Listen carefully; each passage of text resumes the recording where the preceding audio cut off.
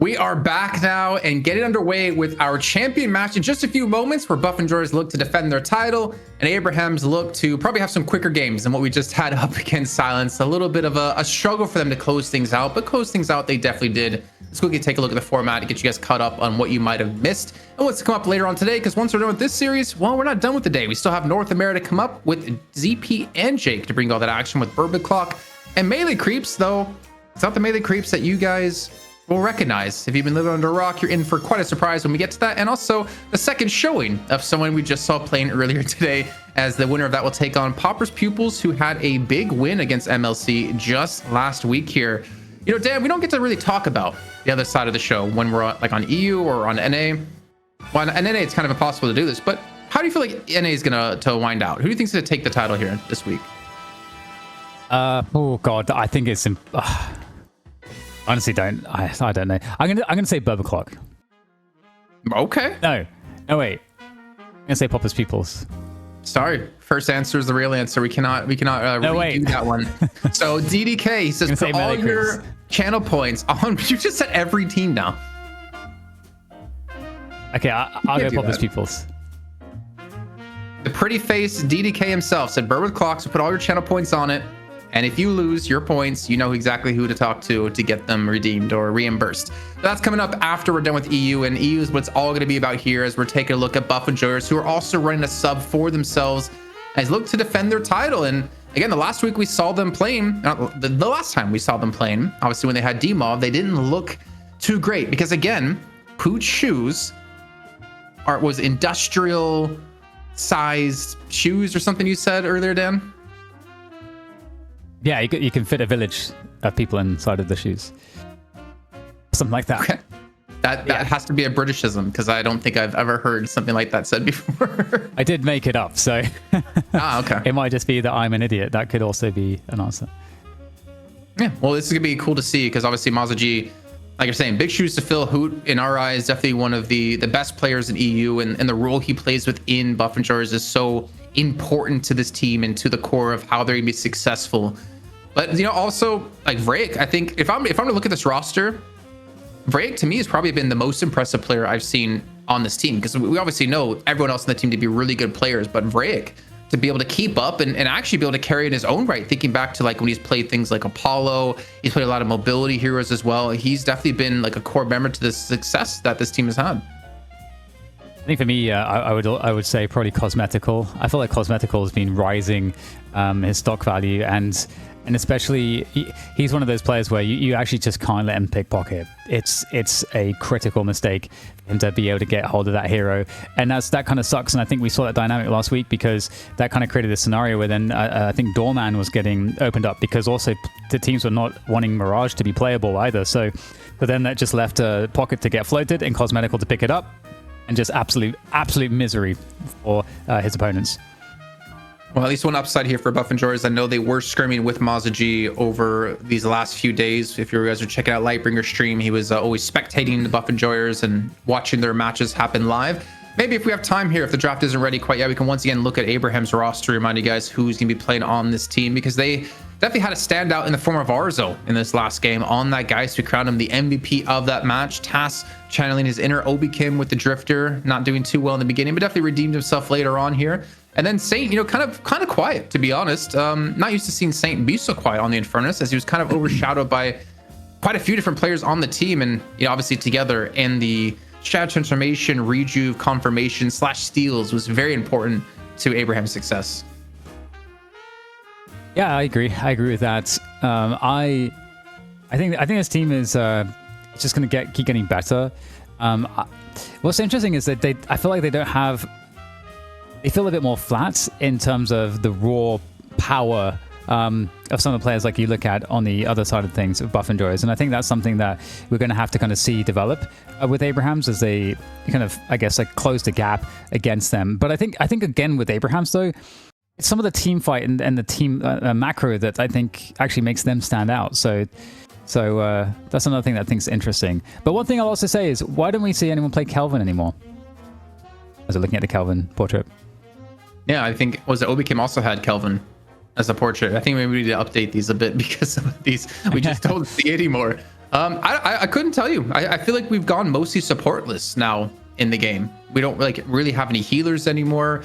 Like you don't see Paige at all, even though she got some tweaks. You don't see Rem either. Well, obviously, with the addition of the unstable Rift Troopers, we thought maybe Rem would be in the mix, giving them extra spirit resist and push potential. But again, we still see how quick they die.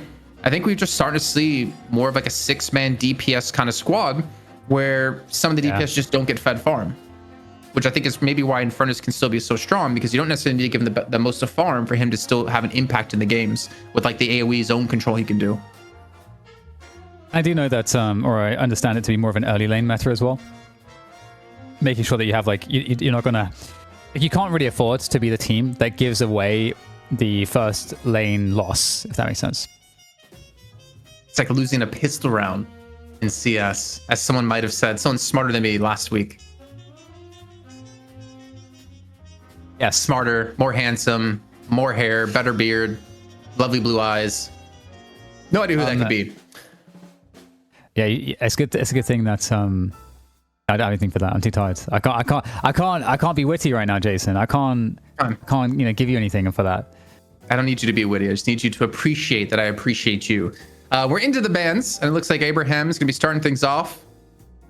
I'm looking towards Pocket ban out of Abraham's, honestly. Yeah, I was gonna say, I feel like you can't give cosmetical Pocket. He, as you mentioned before, the impact he has on Pocket versus like Empty Dreams had on Abraham's before, you couldn't even compare the two. And even Sonya, who had a relatively good game on Pocket this last match, I still feel like you can't really necessarily compare them, though. I think it's a lot easier in that sense, because he definitely had a lot more good afflictions, but I also feel like Silence wasn't even actively trying to play around. I feel like Sonya getting afflictions versus Silence is completely different than getting afflictions against Buff and Joyous. Maybe that's the best way to say it. And this is the exact scenario that we were discussing where, and this is pretty much what would happen. Abraham's pick Billy, Buff and Joyous get Doorman now, and I think often they would get Doorman and then the Drifter actually would be, or Infernus Drifter would be kind of, I think Buff and Joyous would kind of prior for the top three, but Doorman is absolutely, I would expect to be in the top two here. Probably Infernus as well. I'm trying to think there's another hero that might be prioritized over maybe Infernus, because I think they definitely don't. We talked so many times about Buff and Joyous. They don't focus a pick early for Zergy. They kind of leave him as a 6th pick, which is so different compared to most teams out there. And they do go for the Infernus, like you mentioned. So Infernus and Dorman together. Again, we've seen Infernus played by quite a few different players on Buff and Joyous, so we're not sure exactly where it's going to go. But I am curious, why don't they pick like Apollo in top 3? Because Apollo consistently gets banned against them by Abraham's. Let's have fun, darling. Yeah, that's interesting. Yeah, definitely feel like Apollo does have good value. Still like a really good lane bully. Pairs well with a lot of heroes for that laning phase. Yeah, we get the Geist pick early here for Abraham's, which is interesting. You know, just like locking that in. Obviously with Infernus gone. And Venator being less valued, it seems. It seems like Venator's kind of disappeared a little bit. Yeah. Well, I think he also gets banned on the turn quite heavily. I think we would normally see it being picked like after top 3, but we've definitely seen a downfall in the addition of him being picked in top 3, as we do have another pick coming in, though production's trolling us a little bit here. We don't know what it is. I don't think production knows what we can see. Yeah. We just got our screen switched away from the draft, so we can't see anything. I have my own plans. I don't even know what that picture is that we are looking at, Jason. I don't know what that is. It's a Oh, is this a K-pop? No? What do you know what this is? Is this on purpose? That's what I'm wondering more so, to be honest. Okay, I heard a Yamato. I think I have to tune into the stream. It's delayed, but it might be better than what. Okay, there we go. Okay, that's us. There we go. Okay, so Venator, Calico. I wasn't Yamato. I was completely. Actually, no, Yamato got banned. All right, so I did hear correctly. So we were just talking about like a Venator in top 3 does avoid the ban on the turn, so we do get that locked in. Again, that could be a cosmetical hero still. Could be cosmetical on Venator and Zergy on Infernus. Could be Obikim on Infernus. I think it's probably going to be Maza G though on Holiday. Oh wow, yeah, like Doorman, Holiday, the ability to get picks and to kind of disrupt the fights is it's pretty nasty. So we get Lash, Calico, Geist, and Billy. Yeah, it's definitely a nice combo. We saw, of course, this exact combo get utilized Actually, no, they didn't get the lash because it was OC's on the lash, wasn't he? So Abraham's taking the lash here on top of. Wow. Okay, so they've got like a pretty nice tempo draft here now with the Polo lash and Calico and Billy especially. Wow, everyone wants to be in your face here. That's gonna be a tough team to fight against. But then again, Buffingers do have a lot of damage, and they do have some pretty good disengage. Ooh, I'm not hating this either. I almost just for some reason wanted to see like a Drifter as a last pick. It probably would have been picked by Buffingers if they didn't ban it away. Actually, I don't know if you can hear this. My dog is barking at something outside. So I might have to AFK for a minute to see what he's barking at. But the last pick comes on in, and Ivy again. Go ahead, I'll hold it down, Jason. Okay, I have to go run and get him because he's barking something. Oh, so unprofessional. Can you believe it, guys? I could just talk so much shit right now about Jason. You wouldn't be able to do a single thing. Ooh, we get the Sinclair right at the end there. That's really, really cool to see. I was actually, I wonder if the Abrams pick was somewhat of a defensive pick for Buff Enjoyers because I think Abrams we saw previously, when combined with like a Calico, Apollo, like Lash, some of the chase down, it's actually pretty devastating. Like how the entire Abrams roster can kind of chase at you. But seeing the Sinclair come in last pick is really interesting, in terms of the ults to steal. I think, of course, the Doorman ult is a nice ult to steal just due to the fact that it takes a hero out of the fight for an extended period of time. And I mean, obviously, like concussive combustion, like there's definitely some utility behind the ults, but I think obviously the thing about Sinclair 2 is that he's got so much value. Even though we haven't seen him much lately, he still has a lot of value in his poke and lane. His gun is also very good, and also the Rabbit Hex is still like extremely powerful and potent. I am curious what people's takes are as to why he became a little bit less valued, because his core kit outside of the ult is really good. But in terms of, for me, where I think, where I'd like to draft more, I almost like, the problem is it's because it's like Buff Enjoyers, I kind of want to just lean towards what they're doing, but I do like the utility the Buff Enjoyers have, and especially the dynamics we'll see from Doorman and Holiday, I think are going to be really, really cool in terms of the pressure game. We saw last week, if you guys missed it, just the sheer fear that was put into the hearts of Abrahams when the Doorman was their late game, able to basically engineer picks with the doors. It was like very scary for them. So big presence from the Doorman as Jason returns, and we get into the match, Buff Enjoyers versus Abrahams. Completely agree with everything you just said. 100%, even when I wasn't here. Nice. Did you never mind. Did you send like someone to the door to get my dog to start barking so I would come off camera and so it could just be you alone on the show? No. That does sound like a really good trick though. I mean, technically you do have access to my address if you knew where to look. Do I know where to look? No, I don't think you do. Things? No, I don't think I do either. So I'm sure there's a Google Drive or something I have access to, right? Something in there. For now, you have access. That might change in a few minutes. They close things off with an Ivy after the Abrams, and then a Sinclair. And I see a lot of people in chat saying, like, what's Sinclair going to copy? I think Combusted Combustion's a good copy. I think even Airdrop's essentially a good copy. I think even Seismic Impact can be a decent copy plus Lasso. I think you give your team a lot of control around mid pit with Sinclair with the ultimates that you can steal.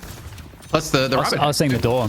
The door for me is the big one, just because it just takes people out of the fight straight away. And then you can have a one-on-one fight in the Baroness Hotel if both of you put someone in there. True. That's actually pretty sick. I see the enemy. Is that how it actually works? Yeah, you go in the same. You go into the same car. Oh my god, that's crazy, man. I see the enemy. That's crazy. And then it's like, interesting. Who can keep the other from getting out? You don't have to kill each other, but just make sure the other person doesn't get out, because then they take a lot of damage. Yeah. What? Larfy says Jason DDK was trashing you. Oh my god, that's slanderous. He did you dirty when you were gone. No, that can't be right. Dan would never. Larfy, you're just messing with me. He would never be mean to me. There's no way. Well, something else I was making a point of, Jason, I'm curious on your take on this, is that, saying to the guys when you're gone, is that the Sinclair pick is interesting because even without thinking about the value you get from the ult, Sinclair's just base kit is really, really good. The Vexing bolts still like tear up towers. The gun damage that Sinclair has is really good, strong, consistent. The changes to the assistant also make it like him really nasty in some of these team fights because he can kind of zip around very easily, get good escape mechanisms. And on top of that, the Rabbit Hex is also really, really good. So he's got, oh my god, what is this beat down right now? Oh no, you know what parry is, right? Yeah. Please, No. I was gonna say, if you don't commit for this kill, I will never stop trash talking to you. Ballistic gets it. Of course he gets it, and he gets away. So Arzo, that's in this just game, abuse. there's something you can do. It's called a parry, and when people are meleeing, yeah, like that. See, that's what you could have did to Listic, and then you could have turned around and killed him. That is truly bizarre. Oh. Of course, as I say that, Cosmo gets the first parry, but then Together gets the last laugh. Come on, what's happening here? Oh my god, he got just slapped on the booty with the club. Oh my god, Together again. Oh my god, he's giving everyone a spank with the bats. What is going on? Everyone's just burger boxing extreme.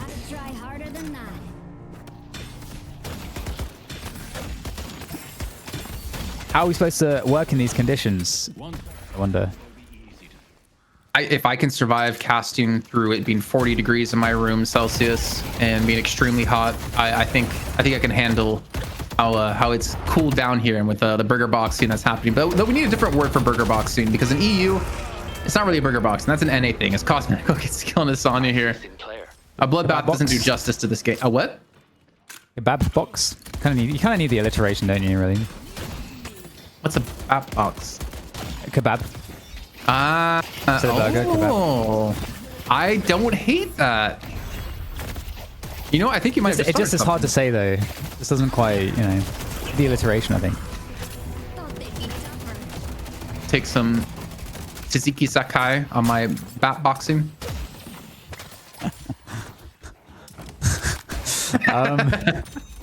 I did, yeah. I honestly, I do admit I'm trying way too hard right now to come up with something better, but I can't. No, I like Batbox. I mean, the thing is, it did take a little bit. If you have to explain it, then it's kind of like, okay, then you probably know it's probably not best. But I like the attempt because kebab, it makes sense. Anyways, back into the game. Dolphin Drawers with a slight lead.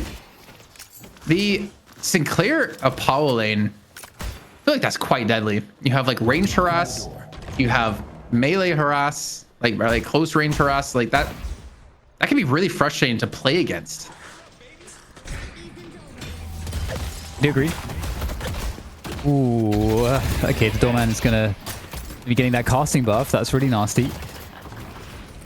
And the chase down continues here from Buff and Joy. They're gonna actually take down together. Very good, very good, very good. Very good, very good. Slowly hear the jet lag just getting to you right now. The longer we go on. And did you know, actually, since these are scripted shows, we actually know this is going to go 65 minutes in the first game, and we're going the full 3. You know what? I didn't actually get your take on who you think has a better draft. Let me give a quick think about it, because as we saw before, mid-boss control is so important. So to me, there's when you get to like this high level of like 2 pretty equally skilled teams, it's like mid-boss control, and then it's like tempo, like how aggressive you get in their jungle and how easily can you pick up kills. And looking at this, I mean, I want to say Abraham's has a much better composition for mid-boss. The fact that, Yamato's banned away, there's no transformation to steal it. You only have to worry about the stone form, but then again, like Rabbit Hex is going to be huge. Whatever Sinclair steals is going to be huge. You can throw Obi-Kim into the Baroness Hotel. I think obviously you have Dorman on the other side, but I don't know, like even Dorman, I'm kind of worried about here. If you can somehow throw him in, then you get a lot of control and you take away like that power of the door, like the cart into door away from Buff and Joyers. But at the same time, like Buff and Joyers showed last week, they play really well around the doorman, and then Abraham is also very respectful to a doorman, especially in the late game. Yeah, they're definitely very aware of it. Kerfuffle. I like that. I'm not going to say the name of the person who said it because I don't think I can. Kebab kerfuffle. Donor dueling. Bro, we got so many good options. Donor dueling. That's actually awesome. Croissant clashing. biscuit boxing, Ooh. schnitzel slugging. We got a lot of good ones here. Wow, Chat, you guys are geniuses. creative. we should like get the chat to be all our creative. Yeah. It's basically your job, more or less. I feel like you're one of the main creatives in the projects. I mean, chat just pretty much took my job from me, if I'm honest. Way more creative than I am. Oh, good gut shot. Let's actually get away from this life drain here out of Cosmetical. So has the impact coming in out of Listic, looking for connection.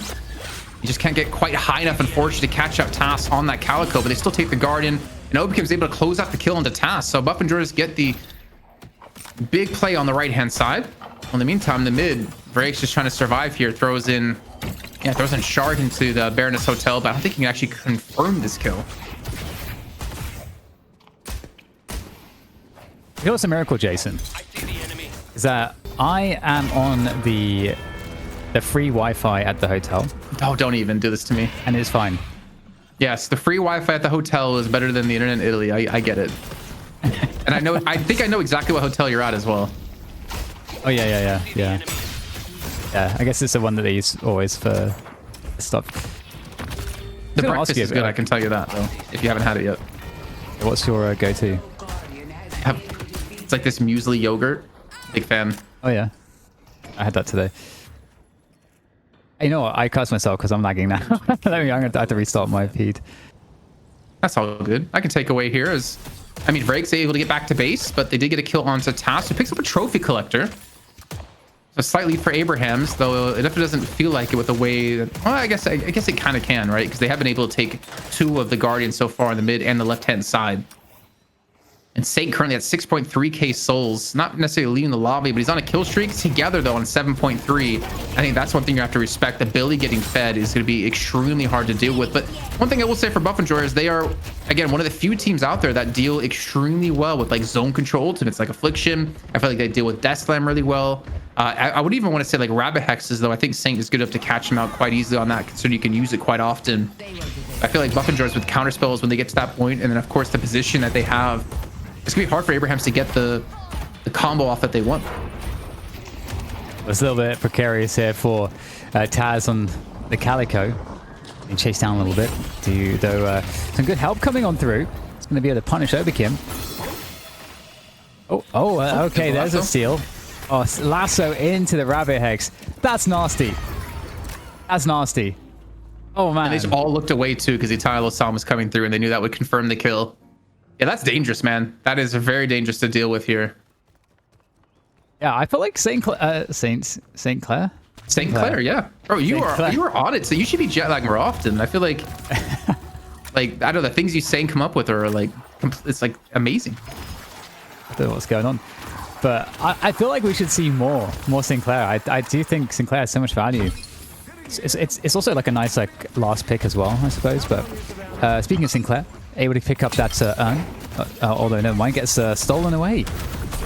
So informed to evade the Rabbit Hex, and the duel here is looking quite nice. And look at that! Look at the cheeky run from Oberkim, who is absolutely not getting Tesla bullets. First item, as I think someone was last game. Some form of condiment. The counter pressure comes in though out of Abrahams, and they taking that Guardian, having the 2 players here, they can contest the urn drop off if they can get the catch. I was trying to listen exactly where Obekim's going to be here, even trying to get information. The thing is, as we can see on the minimap, there's a world where Obekim could just straight up dunk, especially with the protection at Cosmetical here. As we see him going in straight for it, stone form as well. Can't stop that. Quick little turn in, try to steal away as many of the little orbs as you can for Abrahams. And Obekim with a great turn in, man. Even a great gut shot. Cosmetical being the bodyguard. Oh my god. Eviscerated. Aerial shenanigans not going to matter against the aim here of Mr. Cosmetical. I like how he even like took like half a second longer to shoot that shot just to like make sure like the fear was set in Shark's eyes. I'm like, yeah, I'm dead. You know? Yeah, really confirming it. It's cool. I think the vertical aiming is a little awkward for a lot of people, but you can see Cosmetical's mechanics really, really good. And we actually made the point last week, I remember, at Cosmetical. We saw him in one game playing, I think it was Venator, and then the next game he was playing on Pocket. And we were actually making the point that Cosmetical is impressive in part because when you watch him play a hero that's got insane mobility options and super fast pace, very different play style in the Pocket, exceptional player. Then you see him on Venator, where it's again very, very different play style. Still looks absolutely exceptional. No. Just because it was Geist. It was Geist. Like even less Geist. Yeah, it was Geist talking into Geist. And we were, I remember talking about that actually, because like Geist, you don't really have an escape, and there's really no chance with obviously Venator. You have gut shots, you have some sort of freedom, you have traps to run into as well. But to go from Pocket, super high mobility to Geist, super low mobility, it's not easy to make that transition. And we've seen Cosmetical be able to excel at things like that. As Listic hits a charge on the right hand side, instead Break gonna turn his eyes.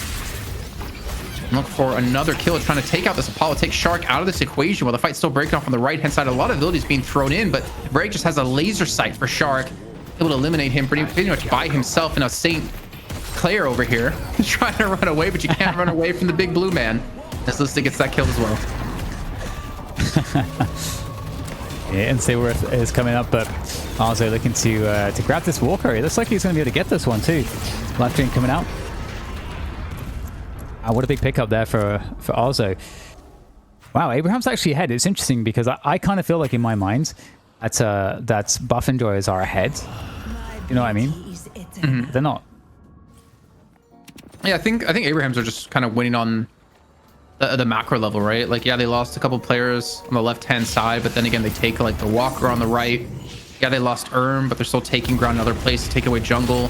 Oh, interesting use of the door. He gets a charge directly onto Tass. Listic is getting extremely low on HP. Gets right back through the door with the help of the heavy melee and does live to fight another day, but it seems like Abraham's able to get control around this unstable rift. Yeah, looking really good for Buff Enjoyers, actually. You know, they were behind on souls, but after this fight, maybe that's not going to be the case. Looking to absolutely dominate the Rift. In comes some more players, though, for Abrahams. Really trying to fight this one out. Apollo is looking quite healthy there. The lunges coming on through. 2 kills from Sharik as well on this Apollo. Really nice maneuvers. Still looking pretty healthy as well. And suddenly, it's looking a little bit sketchy for both sides, but Listic still in there with the Abrams doing a lot of damage. And he's going to be able to get the life steal there as well to keep himself up. And finally, it's looking like Sharif might be in a little bit of trouble. Although, the charge coming on through. Did it miss? Not sure. But either way, looks like a lot of trouble here for Listic. Good movement there. He's on such low health. One more shot might do it. He's going to get out of this situation. Surely not. Listic putting on a masterclass on the Abrams here, and hopefully we get a replay of that fight from his point of view, because there's some things I want to point out that he did exceptionally well that was only facilitated by the fact that they had a doorman on their team making full use of that kit out of Abrams. So they can test the the rift long enough that it just fades away into oblivion and no one actually gets the cap on it. And I believe they actually came out ahead when it came to kills. They were down about 5,000 gold before this one, and they closed the lead to about 2K here. I mean, in my eyes, already off the bat, like, Listic deserves the MVP from just that play alone. Because maybe they can get a catch here on the Sonya. He's very low in HP. Looking to turn this one around as, again, you see Tass dive straight into the doorman, and Vrake, of course, extremely slippery, able to escape this one with the help of his doors. But the rest of his team is actually going to be going in. Looks like on the right-hand side, going for contest on this buff. And Abraham's going to give it up. Gun buff for Cosmetical. Wow. Something else I'll mention too about the doorman is that we saw really excellent usage of the doors around the buff fights as well. Really, really good stuff there. Okay, Repose to get out off of the sigil. Whoa, okay.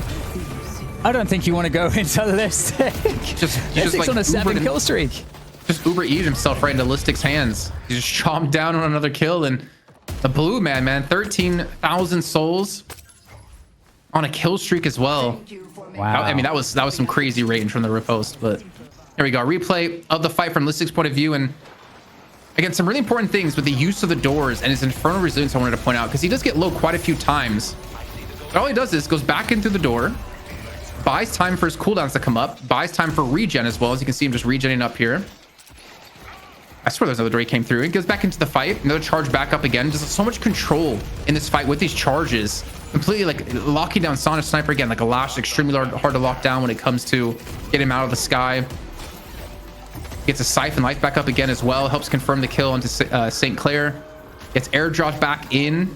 Like, I don't know, like the way he played around this, but more importantly, obviously the way the team played around him as well, with like the cooldowns on his charges, really helped facilitate the neutralization of that unstable rift. Don't get too close. Yeah, like Listic really working on the MVP right now with the play that he's had on Abrams. I think it's definitely been really impressive. I agree. Maybe if we have a tab, if we can have a cheeky little, just a taste of a tab, we might be able to see the kills and deaths of Listic. The tasty, tantalizing tab. All about that alliteration today. Oh my god! Look at this guy go! He's an absolute brute. Sinclair. I mean, you did ask for like a quickie little tab, and you got it. It was immediately shut off as the charge came through. There you go. See it again. What do you want to look at in particular here? Oh, 707. Okay. See Listic, yeah, 707. It's almost as if this was the hero he became known for originally. Kind of good. Okay, well, now he's dead. Great. Cast a curse. Damn. That's honestly one of the most devious curses we've ever applied. Bro, St. Clair just copied airdrop and is following Obi Kim around.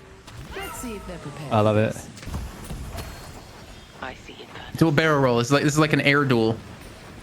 I love the Like- comedy that you get in this game. Yeah. I feel like you would do a fantastic Sinclair cosplay though. I'm down. I'm down.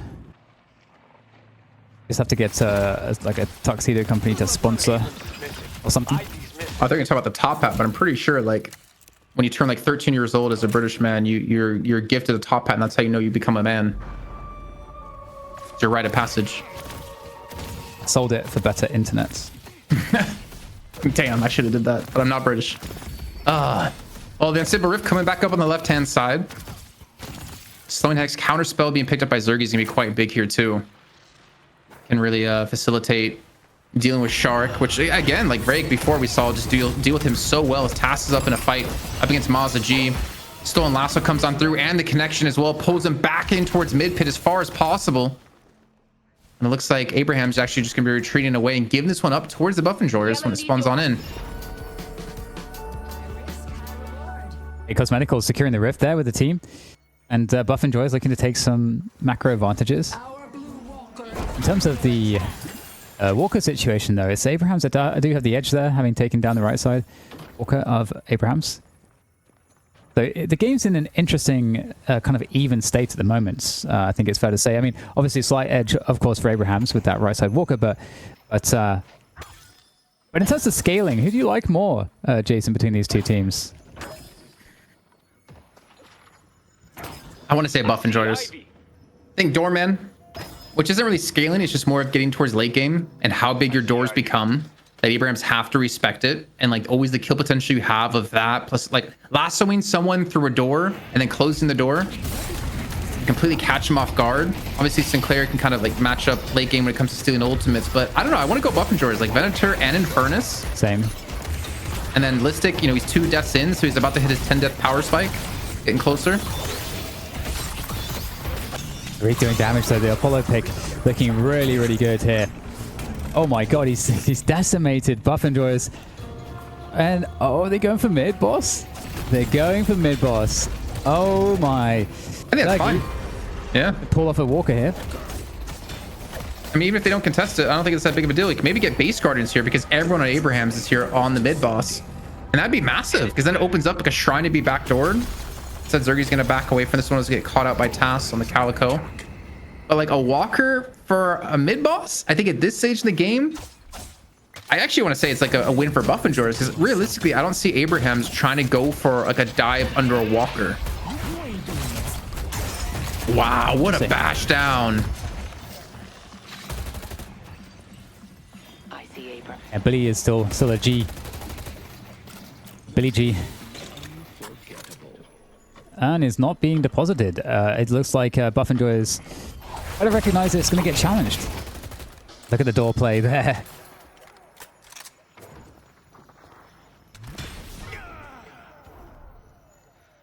Ooh, Saint has gone down.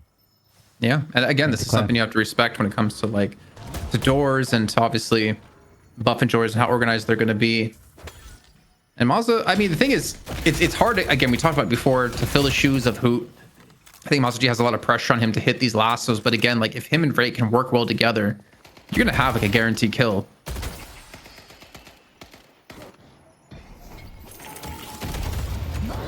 The pressure in the mid lane's coming through on this Sinners as well. Abraham's trying to see if they can catch somebody out. At the same time, obviously, you know, just providing a big blockage to that I see the door, man. posits route. Like he's been holding on to the urn for ages. The good thing that it doesn't completely murk you anymore. I haven't heard that term in a long time. Honestly, I don't think I've ever used it before. I think that's an Americanism, actually. I feel like it came from the States. Yeah, it could be. Laren, it's returned, disappeared off the map for a few more minutes. Again, Listic coming on through, immediately catches out Tass. Still going to be hard to finish off here. The rest of this team going to be here. Good movement as well to get out of this doorway. And Shark going to be the first one coming on forward. And again, like I don't really see a world where Abraham's go for a dive under these walkers. Gets a steal onto the lasso. Oh my god, that was almost a catch on the Listic. Practically caught his tail. And the Eternal Sun comes on through. Actually, it's a double catch. Break and Mazda G and Shark. Don't forget everything I said about sieging these walkers. With those 2 kills, they can do just that. Yeah, that's looking so clean. Honestly, the Apollo pick, it's looking... It's been problematic in this game so far. I mean, Shark has been playing really, really well with it. And we've been talking about Shark being a new player into the Abraham's roster. And usually it does take some weeks to really settle in. This is looking like a really strong performance. The Buff Enjoyers are now kind of in some trouble, it feels like. Honestly, it might even be approaching ban worthy for Buff Enjoyers here. The thing is, they did ban Mirage, so it's not like you can necessarily ban an Apollo over a Mirage. It's still really impressive, and I think this is where we see the dive actually come on through here under the walker. And he baits a lot of control towards him, slowing Hex as well. The Tyler Sando to catch 2 like this. Oh, it's it was the Death Slam. Okay, I didn't catch the Death Slam going off, so it's a relatively easy catch, but still 2 targets. As I was just talking about not seeing them siege the tower, and also talking earlier on about Buffingers being so good at dealing with like these zone control ultimates like Affliction and Death Slam, and then 2 get caught out, immediately thrown into their deaths. And well, Abraham's net themselves another walker, but only about a 9k lead. Feels like they should have a bigger lead than this after mid boss and the 2 walkers they've taken. Yeah, this is looking to potentially get an initiation here with the charge. Ooh, Psychic Slime comes in. Saving it for Shark. And will he be able to take him down, charging him out of the way? Oh, the barrel in the face to finish him. That's really well done there by Buff Enjoyers. Listic makes... relaxed. He makes Listic not look like a bucket 3 hero, I swear, with how good his movement is. Yeah. Ooh. Yeah, that's some money right there. That's what? That was 1,100? It's like half your day rate. I just realized Coloris isn't here. That's a joke that I used to run way back in the day with him. Old Coloris. He'll be back one day when he's not busy in Paris with EWC. Oh, yeah. Working on some PUBG.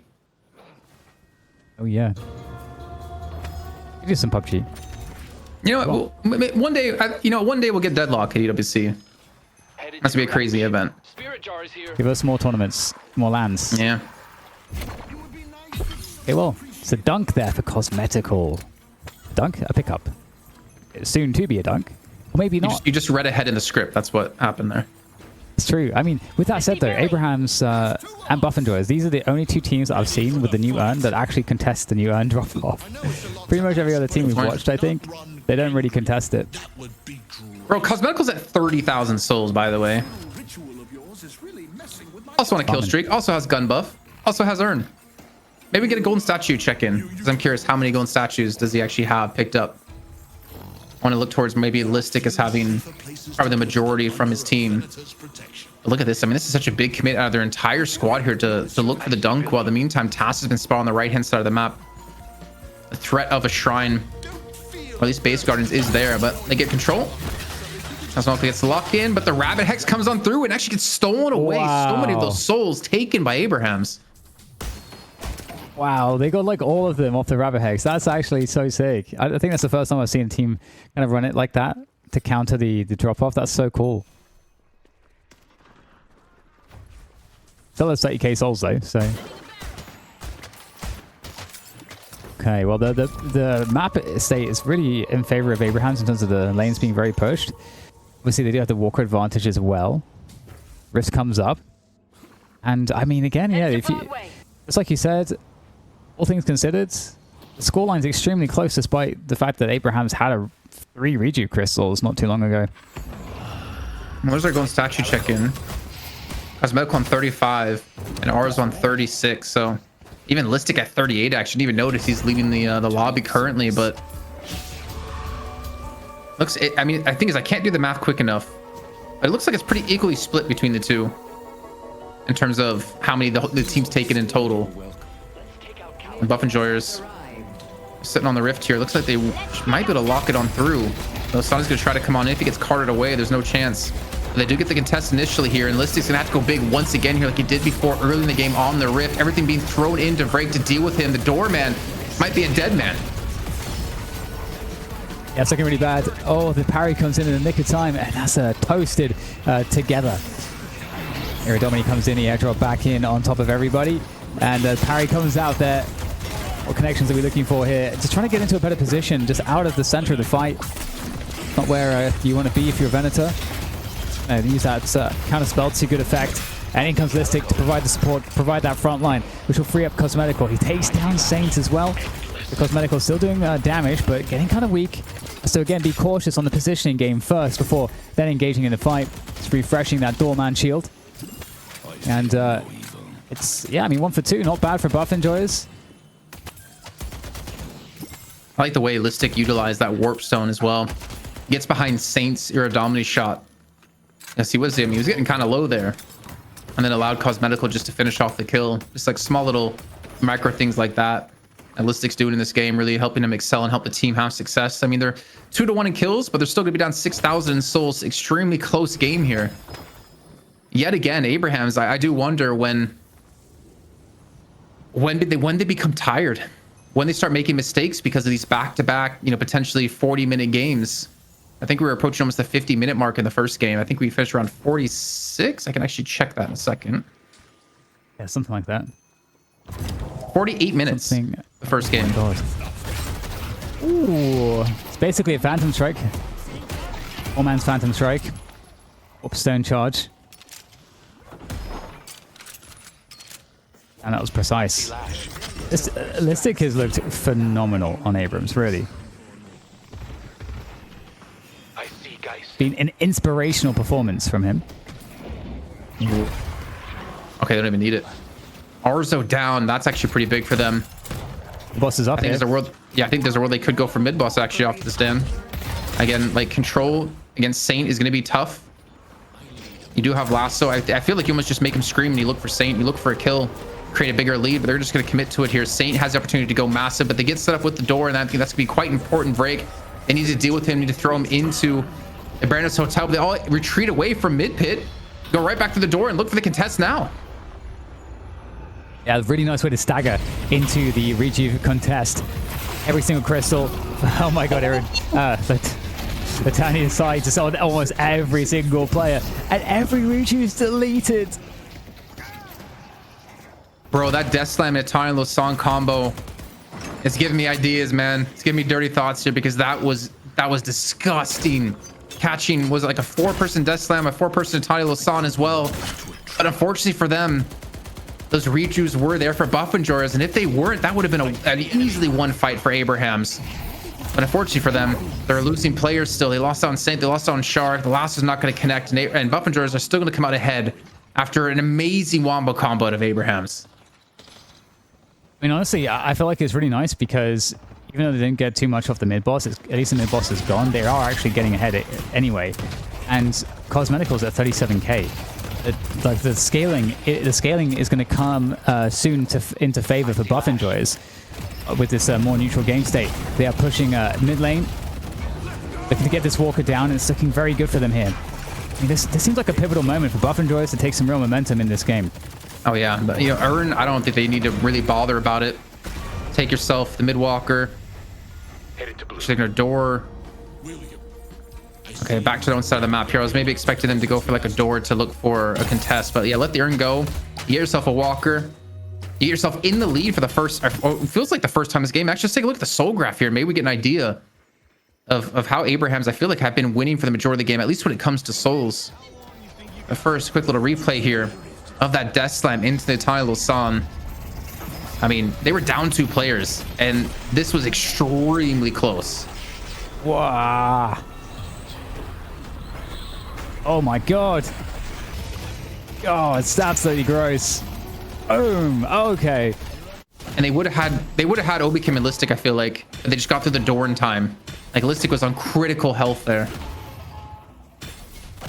Wow, that's so impressive. Look at the scoreline. In terms of souls, it's so close still. But the problem is that Cosmetical and Zergy are the ones that are like really stacked right now. Yeah, they are. And even though like Listic's not too stacked, yeah, look at this. We're just like some small advantages for buff enjoyers. But it's been like, I mean, buff enjoyers have never had a lead more than 6K. And at one point, Abraham's had a lead of 11K in this game. And that's kind of crazy to see that buff enjoyers off the back of this like last 1-2 plays have been able to actually get themselves back in control of this match. I see Lash. And Listic for me has been so phenomenal on this. It's a Phantom Strike too. That's so dirty. Oh, Warp Stone Phantom Strike. Yikes.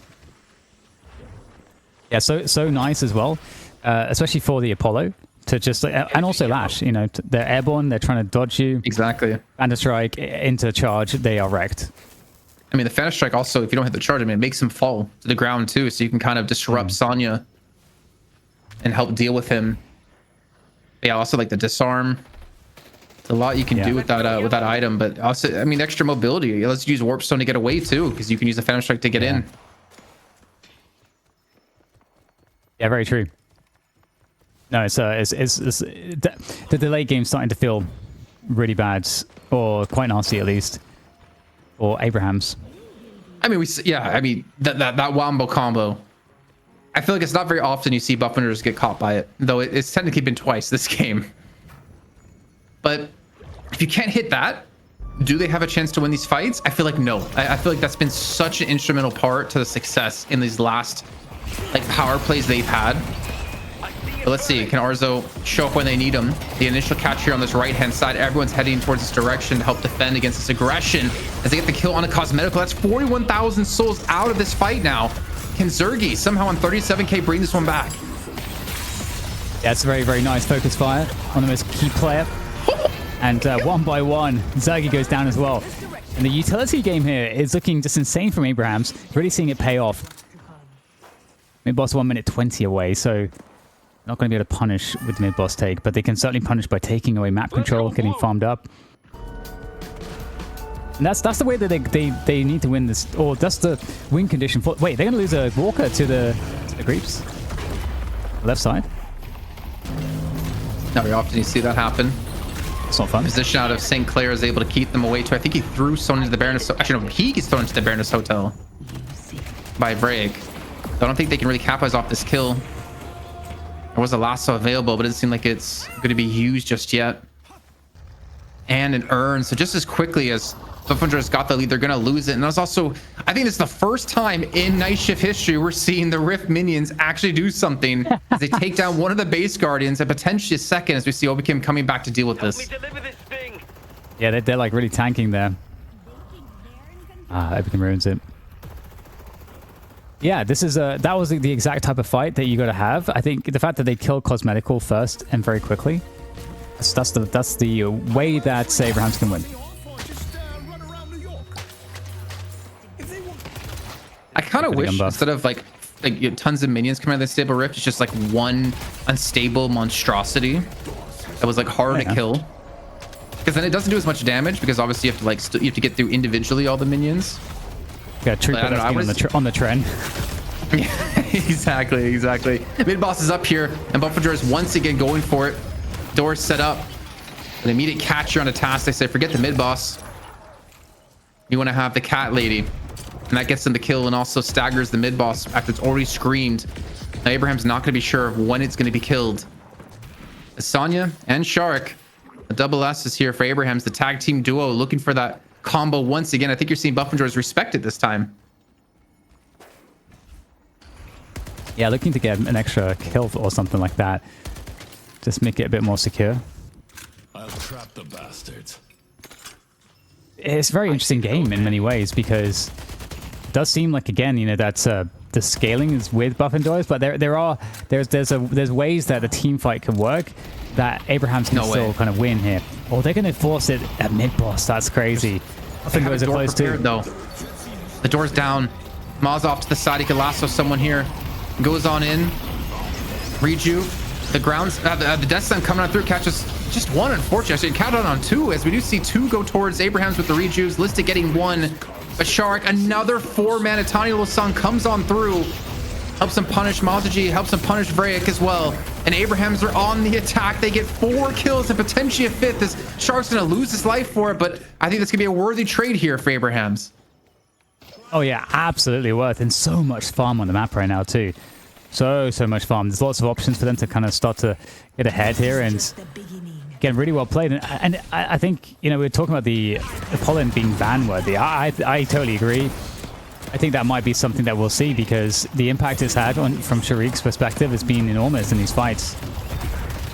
I guess instead of banning it, because I don't think you can get rid of the Mirage ban. I think you just take it in your top 3. Yeah, that's true.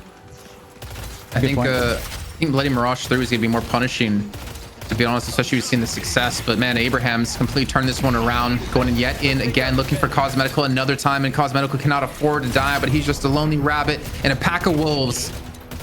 And Abraham's get the kill into him as well as Zergi. I mean, there's really no way you can defend 1v5 here. You're guaranteed to lose that first shrine, and I mean, you should be losing a second. The first stage Patron, maybe not so much, but Abraham's are ransacking the base out of Buff and Joyers. Yeah, it's looking like really an unrecoverable situation at this point for Buff and Joyers because they kind of needed that, I think, Soul Edge to kind of for their win conditions to really be playing to their advantage in having the Venator and the Infernus kind of become some of those like late game threats. But now, you know, the utility for Abraham's, the tankiness and mobility, it's going to be even more optimized around the itemization that they can have with this lead. Escalating purchase just now by Buzagi. So it's a 25k difference, so it's not insurmountable just yet. Even though I think I just said that it was. Can we see Sonya's items really quickly? Because I feel like if you're Buff and Joyers, I'm not used to seeing them get caught so many. Okay, hold on. Ray gets onto the Baroness Hotel. There's not a lot of Buff and Joyers here to defend him. Mazuji has died trying to do so, and it actually might be the game here. Mazuji down. Vrayek just trying to get through his own door, but he gets locked up before he can do so. And with 2 kills, the advantage, and they get pushed straight through into the base. I mean, they don't have minions. Oh. That's one downside to going through the door. With 4 kills coming on through, I mean, is this stage 1 Patron?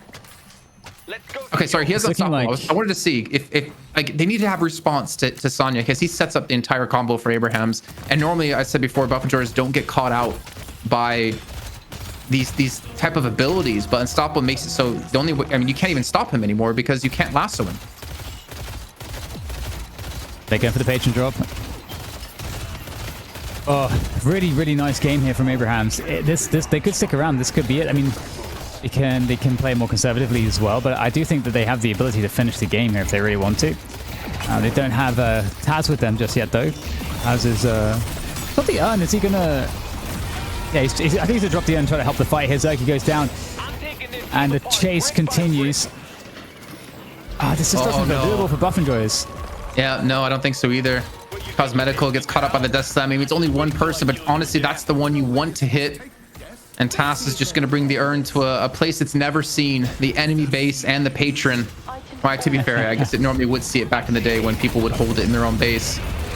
The fight's not done yet. Buff and Joyers realize they have to do something. They can't just sit back and wait, but unfortunately, they're just falling too far behind. 50k now in deficit. Gets a lasso to pull it together into the base, and there's no Rejus left. But the patron is on its last leg. Yeah, it's getting attacked now, and so you got to be in the pit. Only 2 players in the pit now. Just make that 1. Tani Losan is going to do this work, and that's it. Victory. Buff Enjoyers will lose. Abrahams. What a game from them. This was a fantastic showing, and I think with a composition that is novel in certain respects. Wow. Honestly, kind of unexpected in my eyes, but yeah, me too. My lord, if we were to give an MVP of just that match alone, I don't know if it's Sonya or Sharik, but I feel like you have to go Sharik. Like these combos, and I say it completely won them the game, but my lord, they could not have been any better. Multiple 4 or 5 mana Tiny Losans to turn things around to get themselves. Sorry, I just read something in chat. I know it's stupid Labargoth, but you know what? It made sense. Estoppel equals cannot be stopped. It's true. Could not be stopped in his death slams, allowing the Tiny Losans to go on through. I heard that too. I wanted to say something about it, but I couldn't think of anything witty, so I left it. I mean, you had St. Clair. I think that's like a highlight. Yeah, I don't even know how that happens, but it took me a while to realize how it made sense. Yeah, you ever sometimes just start talking and just don't know where you're going with it, and you just keep talking until you find your way? That's kind of what happened there. That's casting, basically, in a nutshell. I feel like. Yeah. Unless you're Mitch, you just have like an entire dictionary, Webster's dictionary, in your head, and you just pull random words together to make them actually work. And this was the start of the downfall. Seeing these combos come to life. I think this was like the first iteration of the Death Slam and Tiny Losan. We saw the second or towards the mid boss when Buffers came back through the door. You know, normally you look at Doorman, it's like, okay, you have really good control of mid pit. But when you eat a death, like a 5-man Death Slam into a 5-mana Tiny Losan, it doesn't get prettier than that. That's insane. It wipes 4 players instantly. Incredible. Yeah, Sonya had a really good game. So glorious to see that. Yeah, Sonya did have a really good game. And to be honest, maybe Sonya's like, maybe there's an argument for Sonya to be the MVP of this particular game instead, just because of the setups with the Death Slam. It's always hard to call that kind of stuff, but I think given that Sharik is also like the new man, and given the level of oppression and performance and the killing potential we saw from Sharik, I mean, he played phenomenally well. And like we said, he played so well that we were like, wow, okay, is this a ban? Is this a respect ban that's going to have to happen now? And like you say, you can't do it in the first phase, so it's not as simple as that. But yeah, I think we can't forget though. I think one thing we're letting that game do is make us forget about how good he was outside of the Tiny Losans. Because obviously the ultimates were great, but he also had a really good laning phase, a really good mid game. Like before these combos came online, he was putting in some serious work. So I don't want that to be overshadowed by, okay, great, you had a big Death Slam, so you hit one button and you got all these kills. Like to get to that point, he had a really almost flawless game. Because remember, Abrahams were leading for the majority of that match as well until Buff and Joyers were able to turn things around, albeit by less than 10K. But yeah, an exceptional match. I'm hoping we see some match stats from that game, or if we're gonna have it after the break. I'm not sure when it's gonna happen, but it's gonna be really cool to see like kind of the builds and of course the numbers for Abrahams. Yeah, totally. I think it was interesting too, because with Abrahams not going with as conventional a lineup where you're looking at that a classic M1 carry. I think that was really interesting because we saw that Cosmetical was doing a really good job on the Venator. Cosmetical was struggling to be able to have the impact in the towards the late game fights, because the level of focus and the possibility for how mobile the Apollo is, the Lash is. There's just all these different options to kind of get to Cosmetical and prevent him from having the fight that he wanted. 12 kills, 7 deaths, and 49,000 player damage done. Dominable, Boundless, Spirit Burn picked up, Tank Buster. I mean, what's kind of frustrating is that we're so focused on Abrahams because they won the game, but let's not forget, Listic also had a really good match. I mean, he was 10-5, 33k player damage done. He was dominating, it felt like, the early game for Buff Enjoyers. Yeah, he was their best player, I think, for sure. the amount of work that he was doing was really, really phenomenal. And it's been a while since I feel like I saw an Abrams that was able to have that much impact. Yeah, it's not very often, especially these days. I feel like Abrams just hasn't gotten the love that I guess his counterpart of Billy is constantly getting as a first pick, almost a guaranteed first pick in all these games. Maybe one last note we can wrap up on is, well, Tass on 51,000 souls, but also Saint, 26 assists, still put out pretty good damage, 34k, and a lot of the ultimates he were hitting, I feel like were impactful. He took a little bit of everything, right? He took the Iridomini, he took the airdrop, he took the Spirit Lasso, he took Baroness Hotel. I think he even took Combusted Combustion once. He was pretty much just like min-maxing Sinclair in this game, it felt like. Yeah, he's got some good, I like the gun items too, that he had, like Hunter's Aura, as well as the opening rounds, and which I guess you kind of have to get opening rounds. It's just like so value, especially because it improves the velocity, and his gun's kind of annoying without that. And then the hollow Magic Wand as well, hollow point. Yeah. Well, okay. You know what we're gonna do for now? We've had 2 back-to-back 40-minute games, so I think Abrahams in particular, maybe they don't want to break because they've looked so good in these last 2 games alone, but they are now 1 map away from closing out the series and reclaiming the title once again. And Buff Enjoyers, to stay true to their title, they will push it to a map 3. Let's see what finds out in game 2 after this break. Welcome back, everyone, as we're going to find out who's taking this series in maximum of 2 games. We'll see if it's going to go to 3, or for the first time in honestly what feels like quite a long time here over in the EU, maybe, just maybe, it could be a 2-0. Abrahams have looked phenomenal in this last game. The Atani Losans out of the Apollo pairing with the Death Slams out of Sonya Sniper's Lash have been stupendous. And I think the question now is, Buff Enjoyers, do you take one of these away? Do you try to take Apollo away somehow here in your top 3? Yeah, it's interesting because I feel like what you're talking about in terms of the bans, how Apollo, you can't really quite ban Apollo because of just the way it works out with the pick priority. I feel like there's a similar thing with Lash too. You're not trying to get rid of Lash or anything like that. Yeah, the top part of the bans and everything is kind of pre-selected, so your only option is to take it away, but at the same time you're not going to be prioritizing them in your top 3. So it's actually really interesting because it feels like Apollo Lash is definitely gettable again for Abrahams, I think. Yeah, I think the change, because they picked Apollo top 3, right? If I'm not mistaken. I don't remember. Was it top 3? Maybe production can let me know because I don't remember. Yeah, I think it's very gettable, but also I think it kind of shows like I don't think we've ever seen this combo in the night shift. At least any of the games I've casted, that we've had these like Death Slams and Tyler Song combos. To be fair, it was picked on 5. Thank you so much, Solomon. So it was picked after the turn. So there is a world they just ban it on the turn. But I think if you're Abraham, I mean, do you want to potentially play Apollo without a Lash? Can you still make it work without the Lash? I think that's the question it comes down to for Abrahams, because that will determine if you want to pick it in top 3 to prevent it from being banned. But that means you have to get almost a Lash in your last 3 if you feel like the combo only works with that. Yeah, it is possible.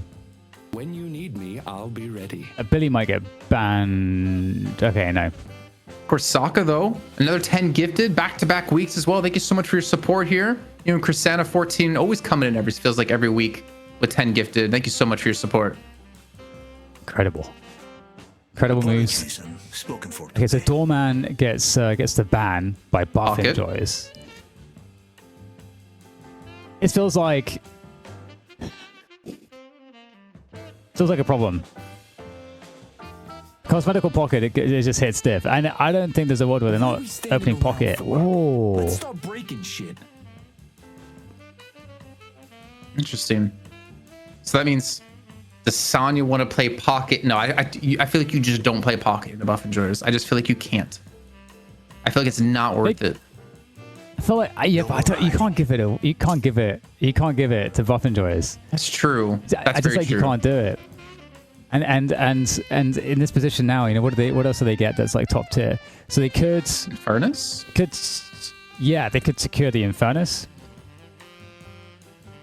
Or do they rate the Apollo so highly that they will top through it? But I feel like not, though. Yeah, for some reason, I feel like they're not going to go back to the Apollo. I don't know why. I could be completely wrong. I'm not based this on anything other than just the feeling I have.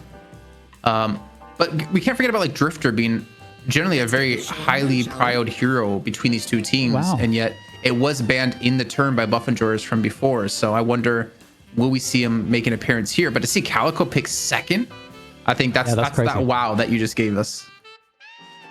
Yeah, I'm not sure that.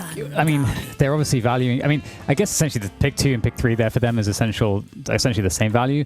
But yeah, Calico is not a hero that I feel like I've seen teams value this highly before in the current meta. So that's just why it's a little bit surprising. Guys obviously has had quite a resurgence. Sword of Saint Benedict. Venator coming in for Abrahams. So we're going to get a very different game here, Jason. I think based on it's almost completely like swapped. Obviously, like the Infernus Venator was played by Buff and Joris last game. The Calico and the Billy was played by Abrahams. Maybe our overlays messed up. Who knows? It's possible, but I don't think so. And a Lash ban comes on through as well. I mean, do you ban Drifter here or do you pick Drifter? That's a good question. This draft is very interesting. It's so different. Like I said, like what Abrahams are playing is so different. The Buff enjoys respect ban Apollo. Okay, it makes sense. So Yamato's available, and teams are valuing Yamato a little bit more, but I don't know how well it fits into the core of what Abrahams have currently. Yeah, it doesn't feel like they have enough dive. It feels like Yamato and Drifter would be better on Buff and Joris composition so far, but they do take the Drifter. I think it's also a preventative pick potentially coming in by them. They pick up like a Silver or a Shiv, Abrahams now, because you do need some frontline. You can only run from the law for so long. Okay. All different miles of G. I think it's scary playing Yamato against Geist though. I feel like if you go in range, you're just gonna get Soul Exchange and then you're low HP. And then you probably could die through your Shadow Transformation. Or you could try to time it from like actually swapping on you. I don't know. I feel like it's like very tough to play that into it.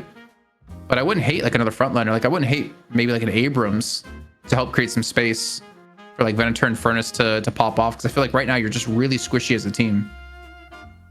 Yeah. I can take whatever they throw at me. Abrams comes in. Silver's really disappeared, I must say. Silver's still good, for sure. The weird thing is, she was played before this last buff, right? Because they reduced the cooldown on her ultimate. But before that, she was still being played a bit. But it seems like they've really just like everyone's taken their foot off the gas when it comes to her. Even though like together, I think it was last week, had an amazing game on Silver. But I guess those games are a little bit too far in between. This Viscous pick at the end, I think, is a really, really high, like nice value for them because getting the save. Getting the save. Something about Mina's that I really like. we don't get to see Mina too often.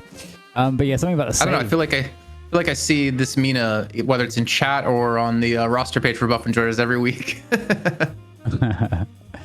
Curious how well it's going to do up against this roster. Obviously, I always like a Mina into a pocket, personally, just because spirit damage, the silence with the Nox Nostra and stuff like that. It's like it just feels like it's a good 1v1. But yeah, I feel like I'm liking Abraham's roster a little bit better here, actually. Yeah, the Viscous, I think, kind of ties it all. Shark on Viscous, interesting.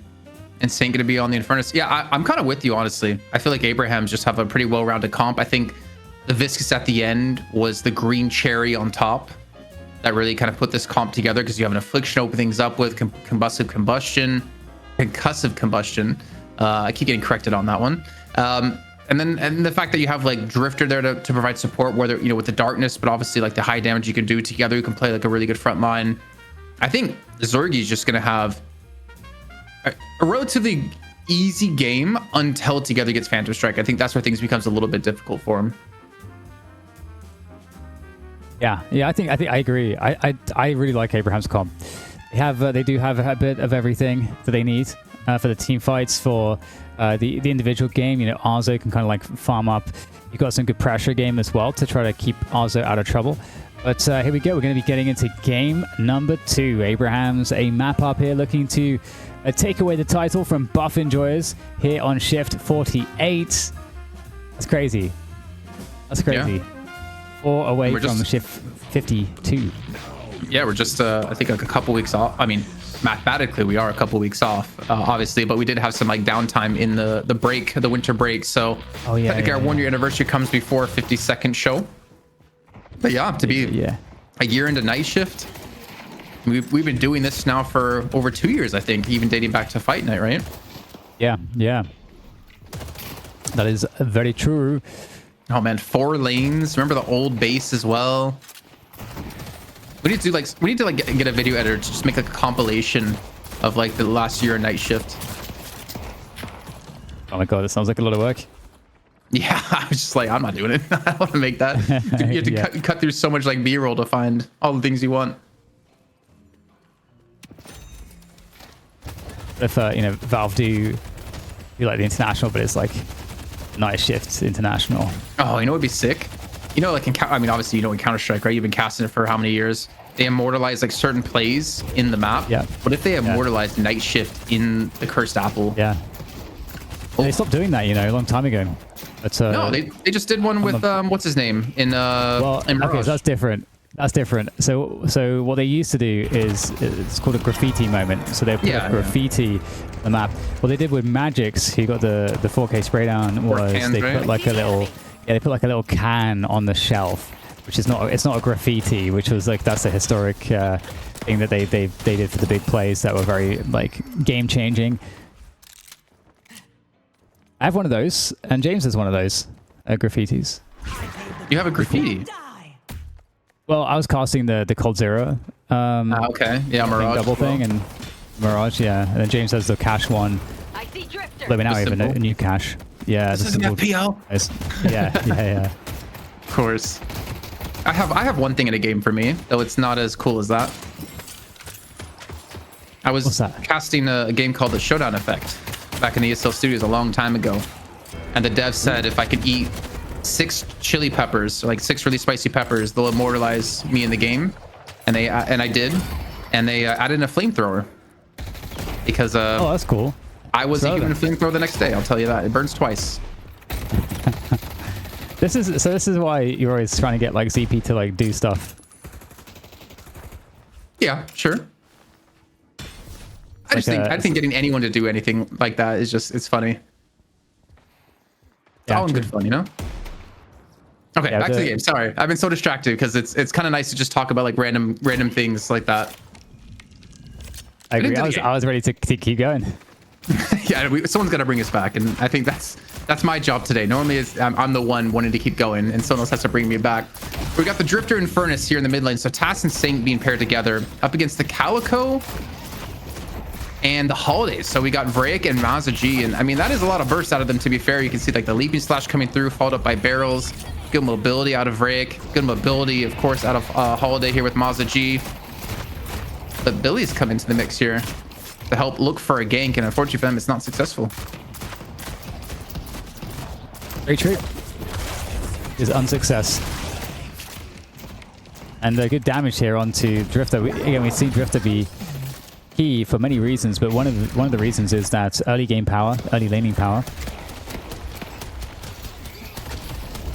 And I like this, pairing up Sharik on Viscous with also on the Venator. It's nice because the cube, keep your Venator alive, keep him in the lane, and also on top of that, the splatter obviously is an extremely powerful poke tool in the lane as well. So you're really not losing any lane power.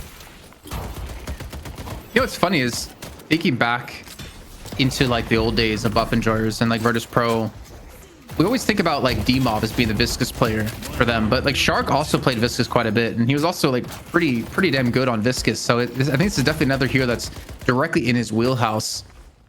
Maybe not necessarily can be as impactful as like Apollo, obviously, in that last game, but I think it's something you have to give a lot of respect to for a hero that's like he's kind of known for. Yeah, that's true. Viscous is also such an awesome hero. It's a shame that we're not seeing the bull builds or anything like that. I doubt we'll see anything funky like that. It'll probably just be a splatter build, splatter into cube build. Ooh, okay. Well, cube not ready for that. For 4 people to be on that left side too. We had Vraic And Mazda G, I mean, obviously looking for, I guess, the initial buff control. Though they didn't get it. They were even there ready for like a 4-man fight. Which means the Saint's been able to do a lot of damage to the Guardian. Though I'm curious, how are you going to make the St. Clair with the Infernus work in this game? Yeah, I was literally just thinking about that, actually. But that was a very nice gank onto Arzo, because we talked about how the job of the rest of Arzo's team is to kind of keep the enemies off of him so he can farm. Oh, a double pin. That's some good damage there. Oh, into the cold snap as well. Cold fronts. Maybe it should be called cold snap instead. But when you use it, you have to have like a little I see sound as well, you know? Snap. Yeah. Okay, so standing sniper on the Pocket is going to be something to keep an eye on for sure. Pocket is such a high tempo hero, and is often the first ban for a reason. So it'll be interesting to keep an eye on that. Both buffs going to Abraham's. We didn't mention the buffs just yet. Yeah, they got the gun buff. I was expecting Buff and George to contest the left one because they had 4 players there, but I guess it was just a little bit too late. As they're able to grab it and escape. I think together with gun buffs can be pretty scary. Even to be fair, Drifter with casting buff can be scary. I think the CDR, the cooldown reduction you get for your Stalker's Mark and even Rend is just really frustrating to deal with here. I mean, that middle tower as well, when Saint is left alone to push it, has taken heavy damage. In turn, Shadow's being forced out of Rick, trying to keep Saint away. But this Guardian, I mean, it's just down. The pressure is insurmountable, though. We're trying to see Listic come in for a counter gank. Yeah, Tunnel Darkness there is really, really potent to get the escape. Make sure that you can evade these the ganking players. Oh, hello, what we're doing in the pits. Saint's going to get caught out. Tassa's going to go down as well, so even despite the Eternal Darkness, still somehow Buff and Joyce find a way to get the picks. Want to note too, returning a lot of the damage that they just took on their own Guardian here, almost taking that one down completely. Even heard Saint walking over the bounce pad there for a second. So like mid has just been a bloodbath. Left side as well here for Buff and Joyce has gotten some really good damage onto that Guardian. For the right lane, actually, no, sorry, it was actually Together who fell. I thought Zergy died for some reason, but I misread the kill feed. Good start for Zergy then. 5.7k souls. Zergy and Listed together. I mean, you talked about like the Mina going into a pocket and how you really like seeing a Mina play against pocket. And with Zergy already having a strong start, keeping Zanya in check would be pretty massive for Buff and Joyers. Yeah, I definitely agree with that. And I think one of the big strengths of Buff and Joy's lineup is what we've already started to see a few times, just the roaming. Like Holiday's exceptional at roaming, as well. Ivy, Calico. They got the ball's getting the bounces.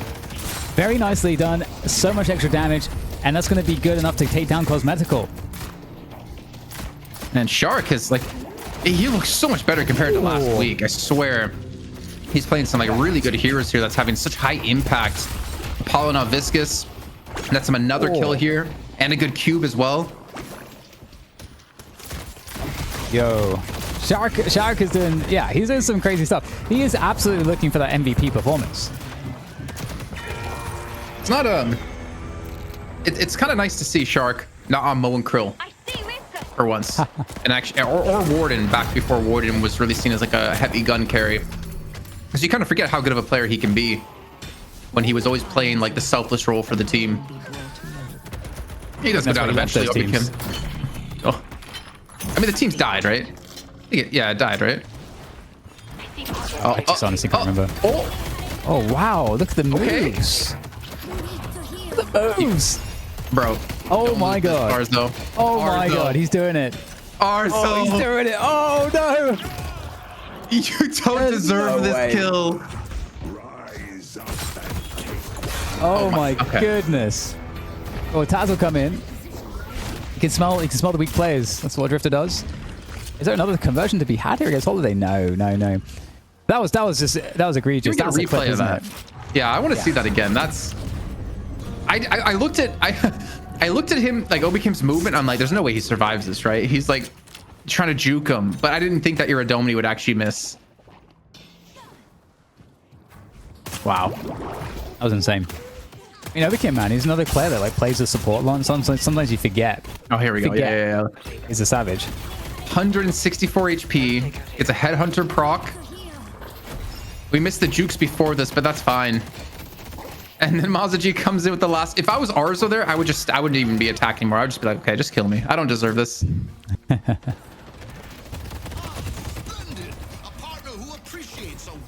I see you later, Overkin. Stone form off the roof. There's a dunk. Not an unfamiliar sight to see it be a Calico that's picking it up. And run it really, really well. Seeing no contested of Abraham's. As you pointed out last game, these are like two of the teams who actually actively do contest earn turn-ins, but maybe the first one not too big of a deal. Zergy coming on through. Almost immediately gets the kill into Saint.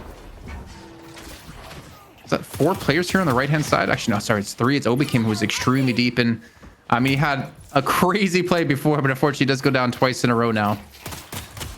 Chat's going crazy as they catch up to that.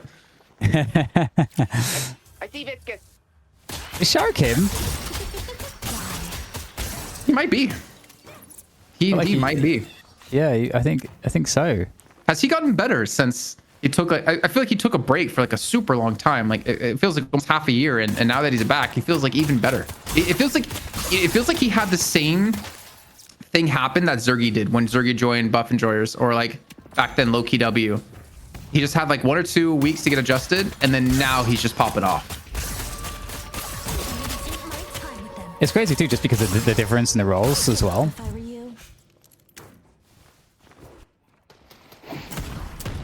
Oh. Well, right now, I mean, it's definitely problematic because looking at a pretty fed Mina. 11k on Zergy. Abraham's, a few K behind at the moment. Sniper not maybe having the quickest start to the game you would want to see out of your pocket. I think this is kind of one of the points you were making, Jason, where you're like, do they have someone play him because they just don't have necessarily like an Empty Dreams level, cosmetical level pocket, but they had to do it. Honestly, I would say Sonya's actually proven to be better than Empty Dreams on pocket from like recent history of when we saw Empty Dreams playing. He's had way more impact, as we do see the Unstable Rift, and Cosmetical is just going ham here. They get 2 kills and they get the Rift. They lose the guard on the right hand side, but come on, it's just a guard, and that's not big. That's not too big of a deal as they have themselves a 5k lead. Not really gonna be able to push off these Rift minions, unfortunately. Like a little turnaround. Like that was a tough loss for them in that last game, even though it was extremely close. Yeah, the hat's off. I don't think I've ever actually actively looked at Infernus with his hat off.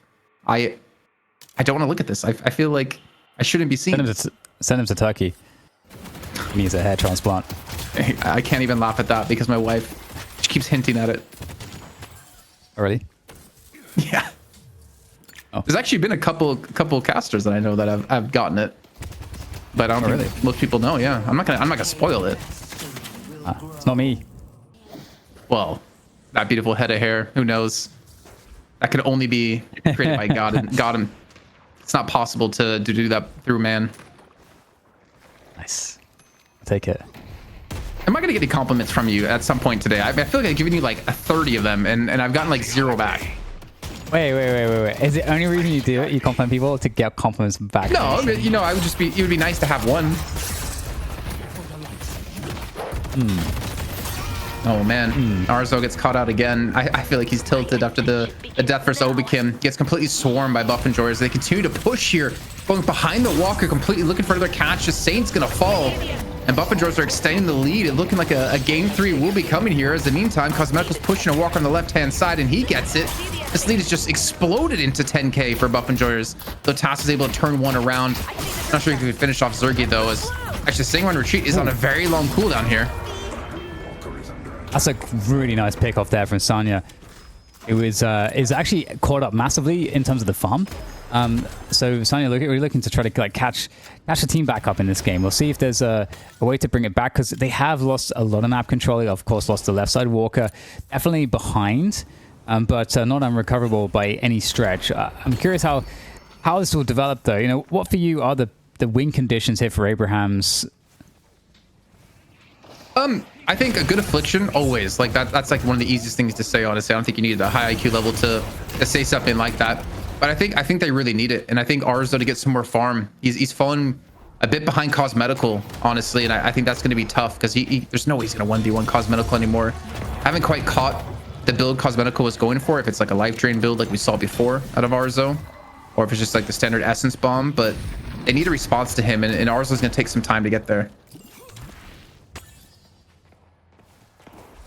All right.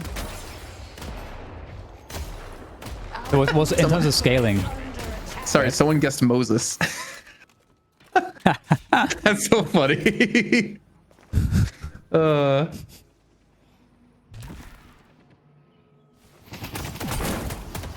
hello. Need to catch some pressure onto Zergy. I'm saying I don't think Satan wants to really hang around for this one though. Stunning Hex comes in. Oh no, it could all backfire because Ivy is providing that support over Kim. Ever the annoyance. The Blue Walker is under attack. Saint gonna get away from this one. Obakim's still sticking around. It's kind of in a 1-on-2 right now. In the meantime, we talked about people like these two teams contesting Urn, and Drake will be doing just that. Obakim, this is the Obakim that I was talking about before when he was talking about Drifter for TAS. It's a little bit too aggressive, draws a little bit too much attention. It does cost him his life here for Abrahams, though the Urn still not going to be dunked just because Buffers have too much presence on that side of the map. Okay, a few kills going the way of Abrahams in the recent minutes.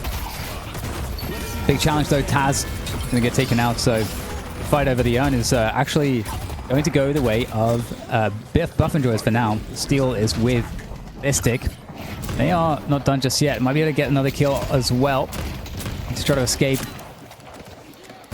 That Venator together can't make it out though. Difficult situation there for Abrahams. It was looking kind of good, like they were turning things around. Oh my goodness. Are we doing a 17 minutes mid-boss here, Jason? Surely not. I think they probably could, though. Sonya has Affliction. Oh, man. I don't know why in my head I can see a world where Sonya hits a massive Affliction that shuts us down. Saint goes in early as well to get some early control around the actual pit. Sonya comes down to him. It comes down to this Affliction. If he can connect it, they have to go into the pit to hit the rejuve here. Sonya's the perfect opportunity. He gets connection on the 5 with the Affliction. Will it be enough damage, though? The rejuves are immediately gone. Cosmetical can die now with the Affliction still ticking away, as TAS was able to get one rejuve for his own team. The worst time for pause, as Listic has gone offline. But no rejuves. Zergy's taking away. Is that gonna hit the? Is that gonna hit Obakim? Do you think? He's in stone form, right? He's stone forming right now. It could. I think it's gonna go. I think it might connect too soon, like the iframes of the stone form. That Affliction, 5 man. Like I feel like it's. And Zergy's being chased. Oh man. Oh, he's getting charged. Oh my god. Abrahams, I think they're gonna come out ahead in this fight for sure. Yeah, this is a turning point. So look, Together also has a slowing hex. So there's you're not going to be able to sanguine away. I don't know that he's actually it's off cooldown. I think I don't think he's used it. Is that that goo looks like a heart? Maybe it's like an ex teammate, you know? Okay, well now it doesn't anymore from this angle. Let's see. Oh, too early. Yeah. He's still gonna fall. Got shot. And then the charge into seismic impact gets a connection. Oh my lord, Abrahams! You talked about what they need to turn things around, and I kind of called it, didn't I? I said you need a big. Look at the waves. Waves are so pushed as well. You might get base guardians off of this on the left side and the mid walker. I see no reason why they can't get mid walker. There's no lasso. There's no chain gang. There's no real way they can defend against this one. Eternal Night being thrown out as well here at a task to push them off, and another walker to be taken by Abrahams. There's a turning point. Absolutely crazy turning point. We go mid walkers down. Those troopers crashing into the left side base guardians will get cleaned up. They did do some decent damage. Oh no, though, Abrahams. They've been actually taken Ow, They pulled the just by silence. sticking around a little bit too long. Counterattack off the zip lines. We'll get some kills there. But I mean, at the same time though, Abraham's still they've come out pretty nicely out of all of that. Yeah, but I think this is gonna be Buffingers to take the mid walker. Can you defend this with 4, maybe 5? I guess it's more like 4 because Sonya's not gonna be here, and instead, I think they do what maybe Abraham should have done. They backed off, realizing they're not gonna get it in time, or it's gonna cost them too much. They do get a rift on the left-hand side, so some extra, income going their way, albeit they're still only, or they're not even 10k in the lead just yet. Really nice work there from Buffingers, stealing those doubles. Much harder to steal now that they've removed the jump pads. I think that was a very good change.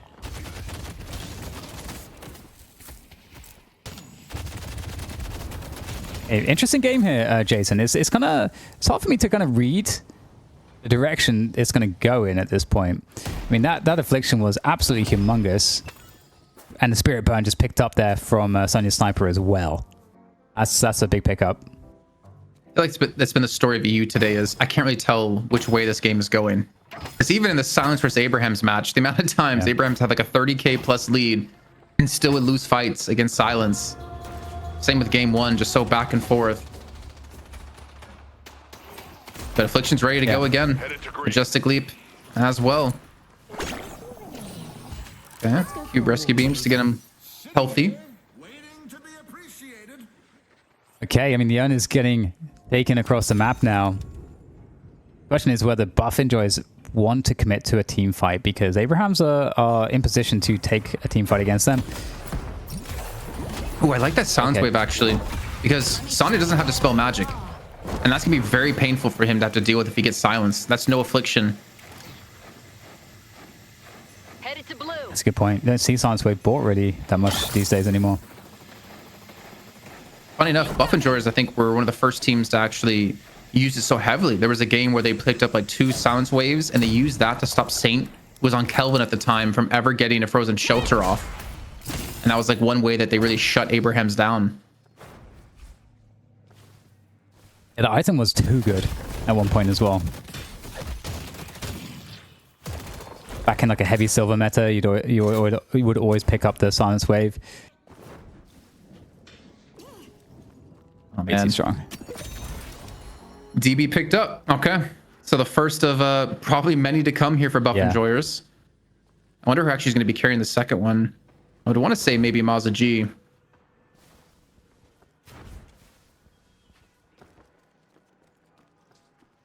So it's going to be so tough for, I think, Obicam to decide at that time who you cleanse the Affliction off of.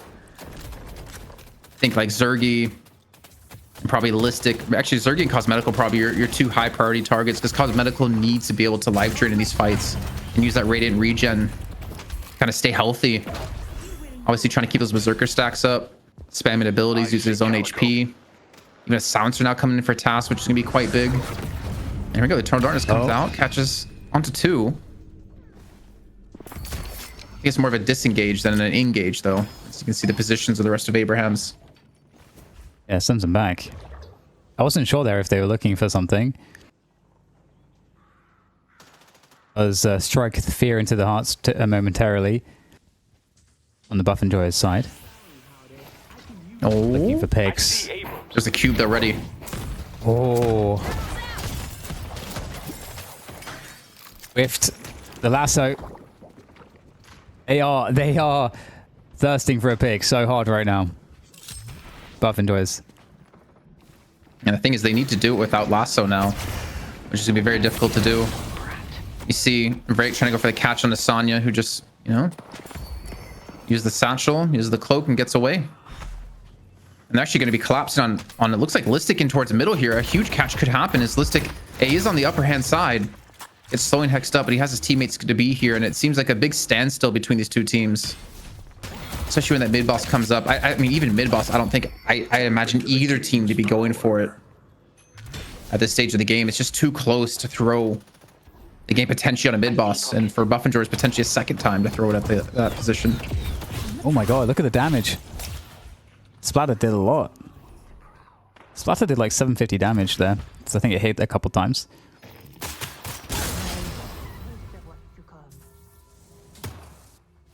Game has become very tense.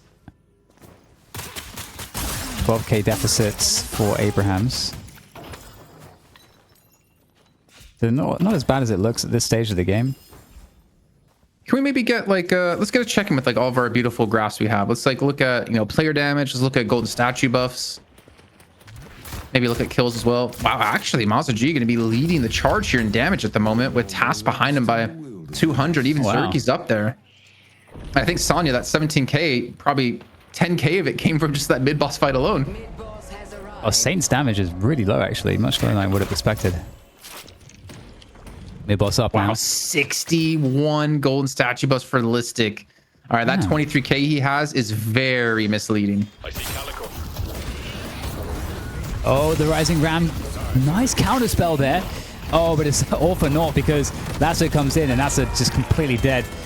Dead Saints. What's the play here? I mean, mid-boss is up again. They got to be so careful. They can't give up anything here because mid-boss will go. And now mid-boss might get pressured. They're going for it. Oh, they're catching pocket. This is very bad right now. Sanya's going to go down, and this is absolutely resulting in a buff enjoyer's mid-boss. What else could possibly be the outcome now? Yeah, I mean, how do you contest this? Iridomini could do some work. Spotter could do some work. That's all I can really see. But the thing is, do Abrahams want to give this one away completely? No one's even really low on the buff enjoyer's side. I don't know. I feel like you have to get this one up. And it looks like they are backing away. Actually, I don't know. Together picks up survival buff and he actually heads back towards mid pit. If they contest this one, it would be really peculiar and task. Okay, so we'll send one person at it, but that's it. Did you see? I didn't actually realize you could Stalker's Mark the Rejuve itself. Was it Stalker's Mark or was it the Yeah. Oh my god, what's the 2? Spirit Rend. It was the Mark, and he TP'd to the Mark and then parried. But he mistimed it, unfortunately, for him. Okay, well here we go. As we see, like Abrahams with Sonya dead, they kind of fall apart. But understandable there. Yeah, like if you don't have the affliction, you really can't do much about it. But luckily for Abrahams, they have some room to play with here. I mean, it is looking like a 30k lead for buff enjoyers, but they still have 2 walkers. Like they have a buffer. And if they can buy time for Task to get back up, they could be looking at a potential affliction if buff enjoyers group up. Though they have to eat through 3 rejuve crystals before they can really start to do some real damage. And for buff enjoyers, do you really want to push into an affliction? I see Abrams. Yeah, it's a problem. It also seemed like, you know, a pretty big problem that, you know, Abrahams, they're susceptible to getting pegged, and that's kind of how the last fight went awry. You know, you got the lasso onto Saints, and then you're kind of in the 5v6. It's like, it feels very difficult. Knocks not straight over the top here, and there's an easy counter Sharik. And honestly, it's starting to look really, really bad here because Zergy's getting free reign on every single kill attempt here. There's like no damage being returned from Abrahams at all. Let's push first. Couple of missed rakes, but it doesn't matter here for Zergy because they still get the kills. And they get the push from the walker, so they get the break, the crack in the shell, the defense of Abrahams. The buff enjoyers get themselves the first walker, I mean the walker on the right hand side, not the first walker of the game for them. And maybe I'm going to push the base guardians here to look for a shrine. And why not? Charge comes through, gets a catch initially onto Obikim, but it might cost Together his life because there's still 3 Ruju crystals left. They have to eat through these. Let's push green. There you go. Looking really, really nice there now for buff enjoyers. To be honest, they might actually be able to just kind of like finish the game at this point. It doesn't look like there's an answer for the damage. There's no answer for the CC. There's not much of an answer for really anything at all. Zergy still being absolutely a nuisance. Rejuve, don't worry, it's all good. No way does he escape that one. That is a crime for Together to get away from that. Massive kill. 1 Rejuve crystal left. They know Zergy is susceptible to being finished off now. And so is Listic. And they get the last crystal down.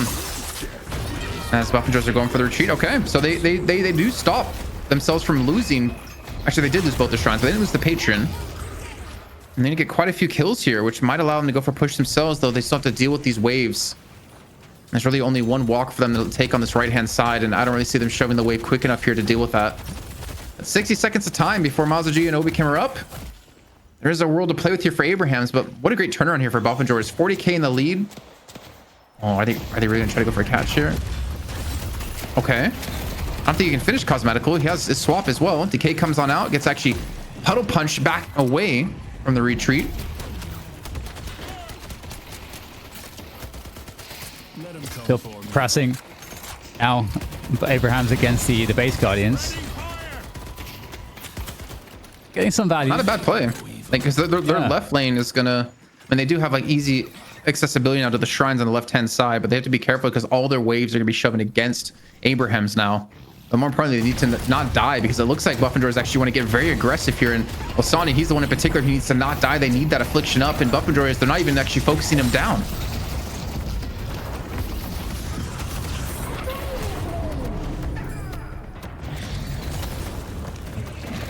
Sending Frake out of the fight, and actually might even help to finish him off. 85 seconds on the respawn there.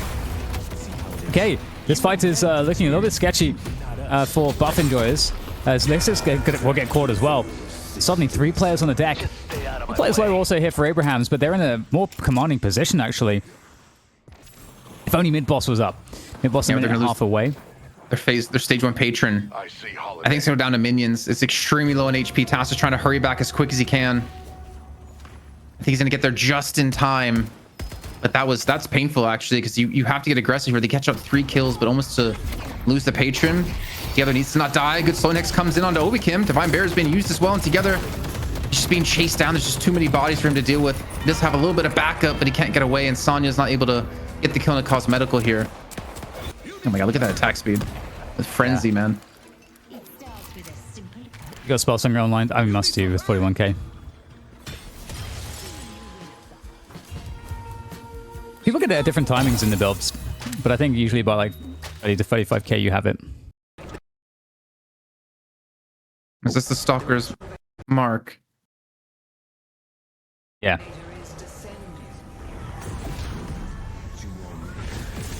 Look at that. Yeah, I was early. It looked Not fancy. Isn't that fancy?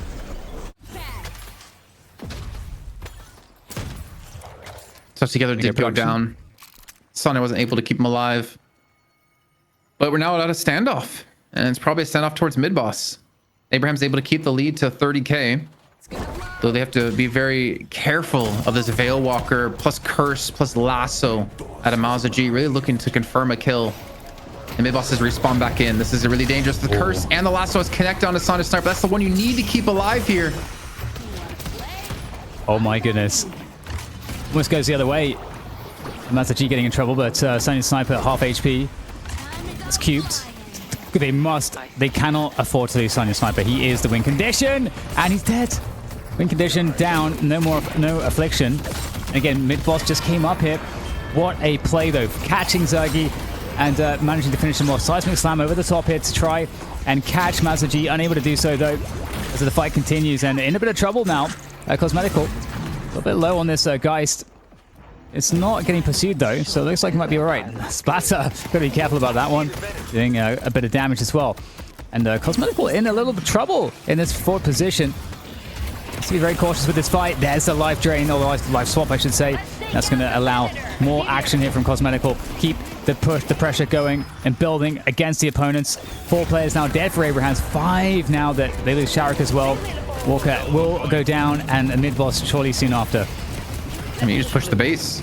Stage 1 patron. Yeah, the stage 1 patron's down. Should go finish the game now. I mean, Sonya's gonna be alive. Saint's gonna be alive.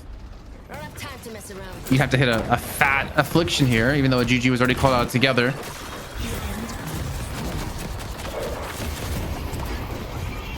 And the affliction hasn't gone out yet. But they keep they keep the patron alive for now. Okay, he's okay. I guess they gave up already. It's done. It's over. All right. Victory. Buffenjors. I thought they were gonna try to contest there with the affliction, but you know what? I guess since GG was called already by together, they just said, okay, well, we let this one go. So we're going all the way here. We're going to a 3rd map. You do have to wonder if Hubris got to Abraham's after a big fight in mid pit and taking the Walker. Did they stay just too aggressive and too far out and got caught by Buffingers, and eventually it allowed Buffingers to turn things around. But you have to say, Sonya played great. But the problem is Buffingers played better against him. Multiple times he got caught. And because of that, because of losing the affliction, there was really no way Abrahams could live, even though together he tried the best he could. I mean, off the back of that last kill, he gets a charge onto Zergi and then a finish onto Zergi to try to equalize things. But it just wasn't enough, and you have to wonder, if Sonic can just somehow stay alive, maybe an E-shift would have been better pickup for him earlier on in the game. But you have to give credit to Buffingers. They don't really have a necessarily like a... I mean, I guess they have a decent team to chase, to be fair. Like, Zergi can chase, Listic can chase, Mazza can chase, Ray can chase. Yeah. But if they weren't able to control Sonya like they did, then it would have just been another mid-boss like we saw before.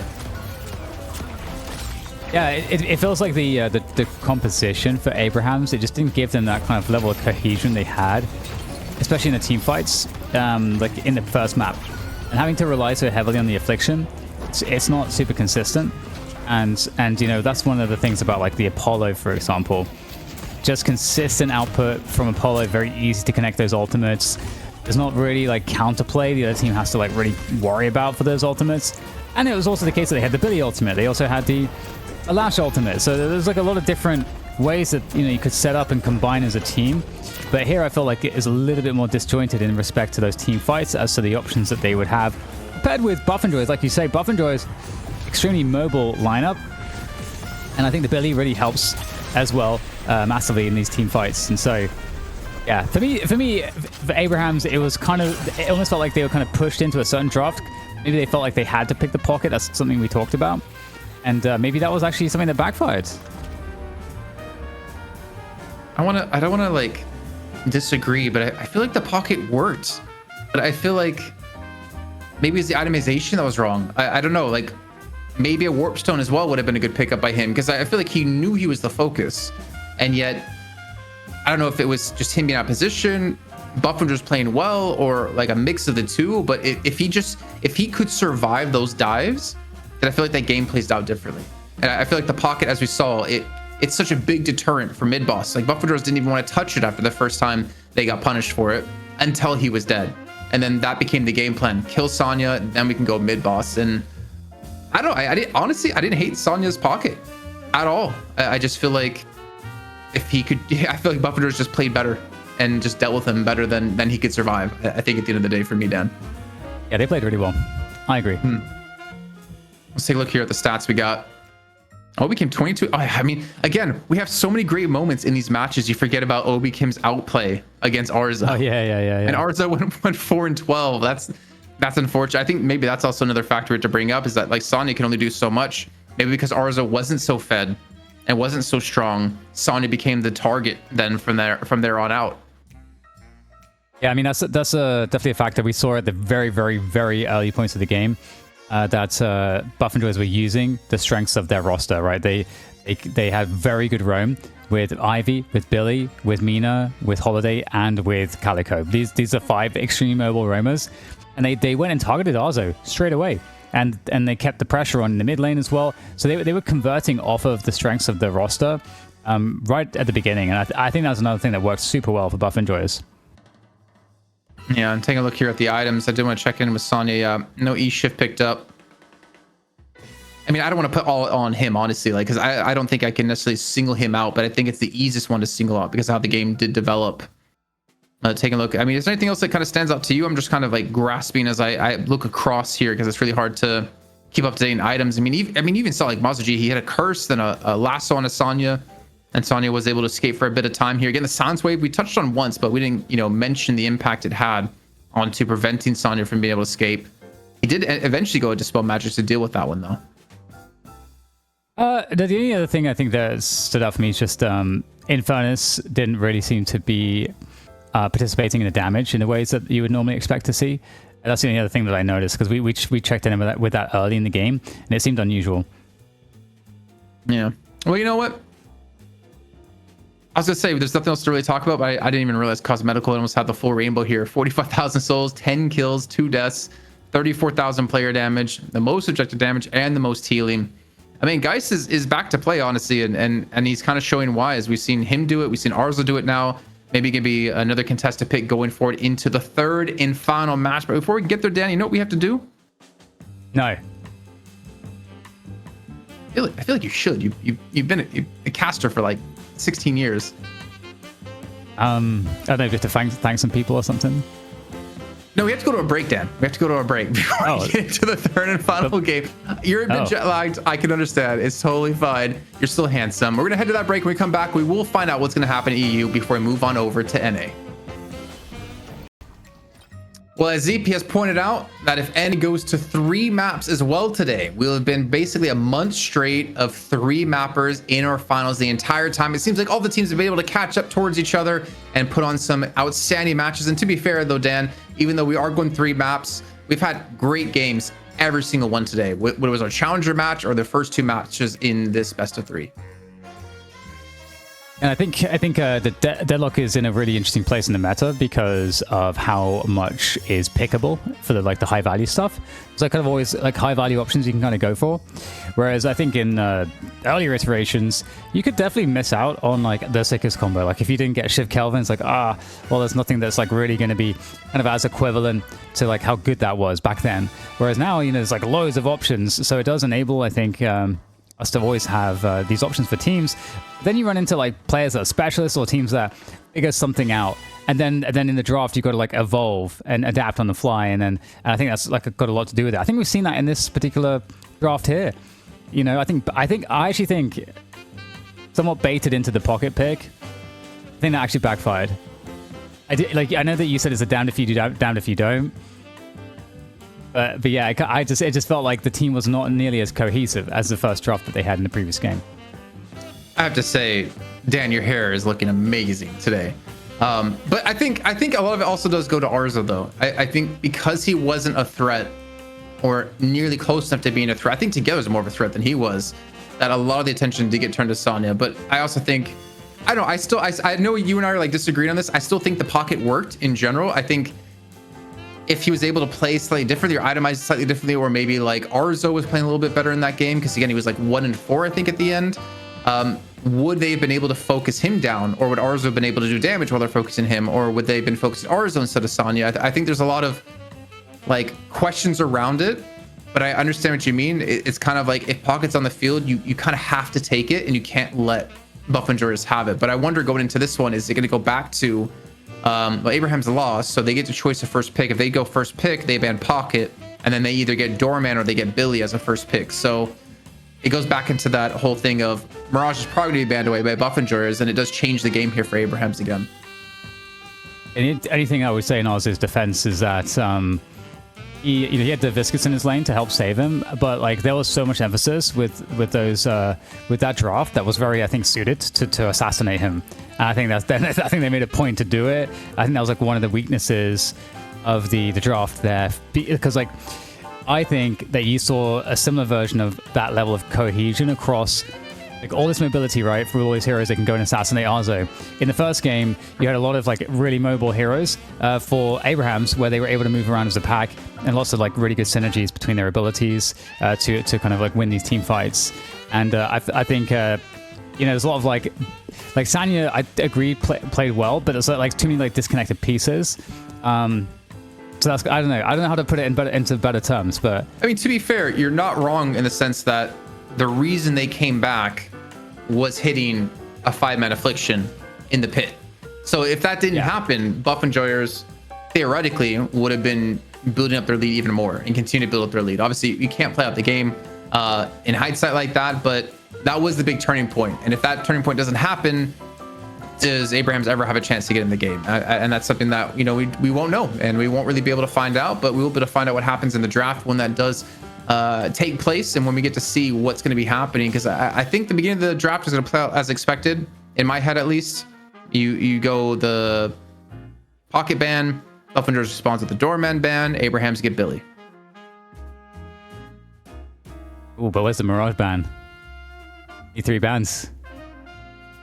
Yeah, I think the thing with Arzo as well is that I think his team needs to be able to keep pressure off of him by taking the initiative. Usually is how that would be achieved.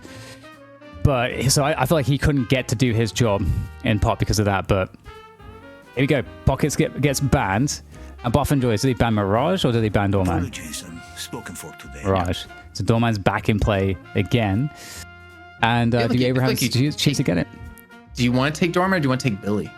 I think they would pick Billy probably. Yeah. I think so as well. That's what they like. I think that's their preference, I think, right? That's the preference for them.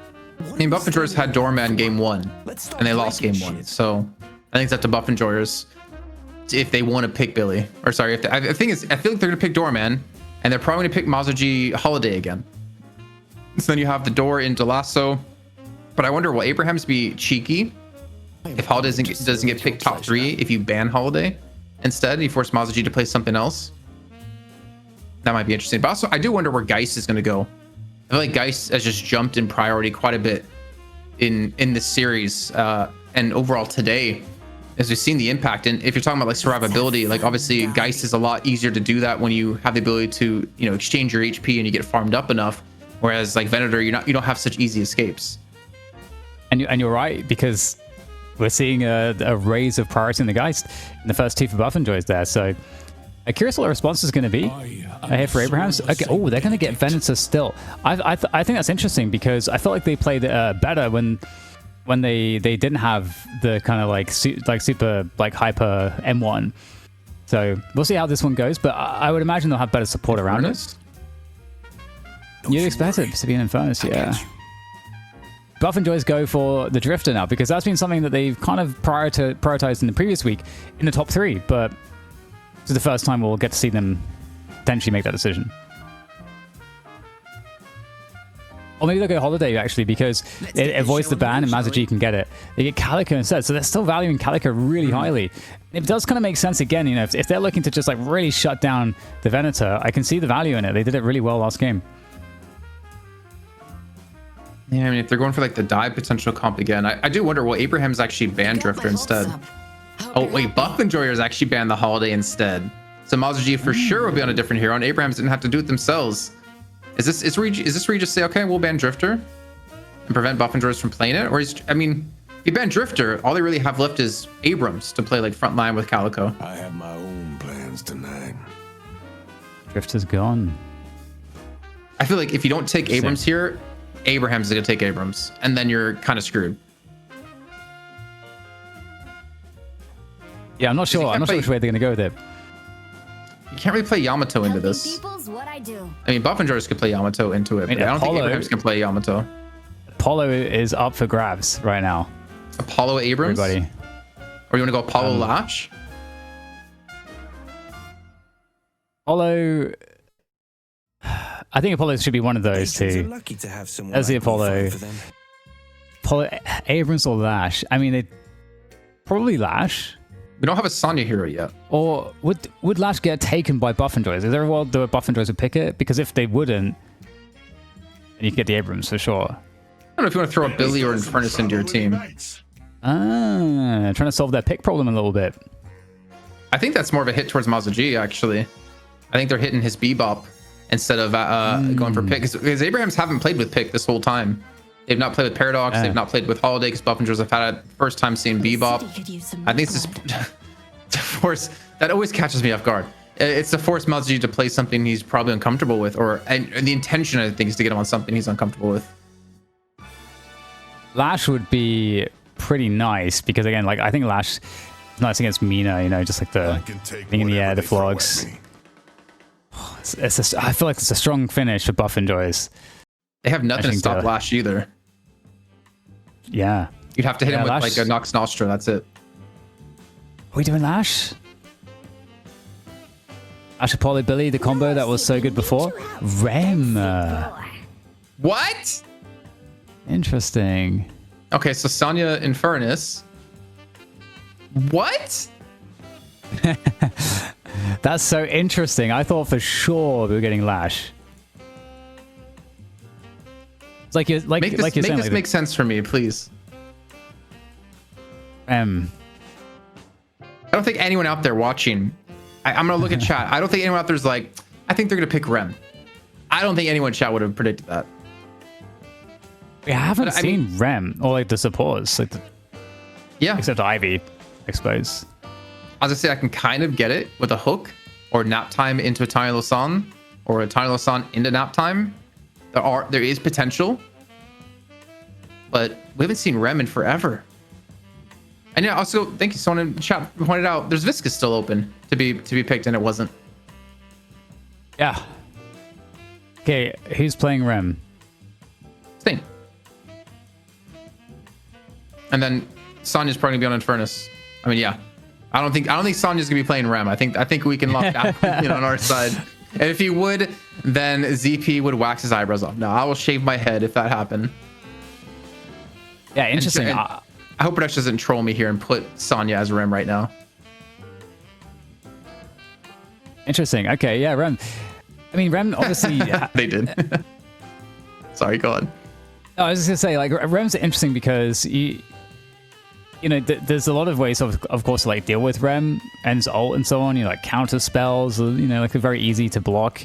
The Rem ults. I'm just trying to think like why Rem over some other stuff. Obviously, you're gonna get some more sustain. Like Rem Billy, the Rem Billy lane is really really nice.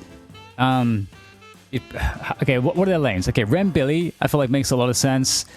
I think Bebop Apollo, but I'm also like I don't think Infernus and Venator. I'm not sure if I'm favoring that as a lane matchup. Yeah, I was also thinking that too. That's like the exact like series of logic that I went through as well. There we go. There's a side of map coming up, and where are you on these rosters? Which do you prefer? Is there a preference? I don't know, man. I want to see it again when we get into game. My mind is confused, honestly, to see this Rem. Someone, I see you in chat, Average. Make this make sense. Well, I mean, I really liked the draft up until the Rem, so I'm just going to go with the Abraham's draft anyways. But I do think Buff Enjoyers are going to be very dangerous again. I really liked the ganking they have. I don't think they have quite as much strength in the ganking the roam as they did in the previous game, but it's still really good. So, wow. Okay, so we were kind of right. So it was the Apollo Bebop, even though we were not really favoring the Venator and Furnace. I mean, to be fair, it's a lot of damage from a Venator and Furnace, but I think sustain is one thing they're lacking. But okay, when it comes to comps, I would probably give to Abraham's as well. I feel like they just have. I mean, okay, I think the one problem they have is like the hypermobility out of Mina, and Zergy played pretty damn well last game. But other than that, I don't know. I feel like they have like the CC, they have the pick potential, whereas like Buff Enjoyers, you don't really have pick potential out of them. Because I have a lot of control with the Rem and with the Billy and even Apollo. So I would kind of give it towards them, yeah. Yeah, I like it. Again, I think in the current meta, having early lane matchups that are winning is extremely important. It's cool to see the Bebop back in the game. See what kind of like hooks we're going to get. And I assume we're going to still see that kind of just very, very typical. Honestly, the Bebop builds, pretty uninspired. I mean, it's not that it's uninspired necessarily. It's just like what has been good, according to the top players, has just been the same for just like months and months now. And you went bomb first, so trying to go for some early stacks for that extra damage, not looking to get any kills early on. Yeah. I think what I want to keep an eye on though in this game is, I think the last time we saw Saint play Rem, he had like 100 and something golden statue buffs. I think ZP and I were casting that game together, and he just had like over 100 golden statue buffs over the course of that match. So I want to see if he's able to replicate that again. Oh, like decent damage early on. Yeah. Yeah, the bomb first is interesting because usually what you do with Bebop is you'll get the uppercut first, and you can get the cooldown really low. You can kind of get like consistent damage, and then you get hook next, and then it kind of sets you up for like being a hook danger, like hook into uppercut. It's going to be easier for you to like set up kills with your teammate like a bit earlier. So yeah, the bomb is interesting to me. Also surprised to see this right hand lane here of Abraham's able to get an early kill over onto Zergy in particular. Obviously, again, like it's a lot of harass, but either way, maybe the left-hand side is where we should be focused right now, because we did have the Rem and the Billy lane that we were talking about before with Saint and together. Some early attention was given out of Rayek here to look for that gank on the left-hand side, because honestly, you're not really going to move them or shove them out of lane unless you get a kill. All the harass you do is just not going to matter. Yeah, I do like the synergies overall better for the Abraham's team in this particular game. I do actually like that the pairing of Infernus with Venator, because before you had Viscous, and Viscous does do good poke, but I feel like Infernus is going to be able to provide maybe a little bit more consistent damage output and reliable damage output to try to like force back the opponents and keep that lane more honest. Especially against a Mina, where it might be harder to connect the splatters and so on.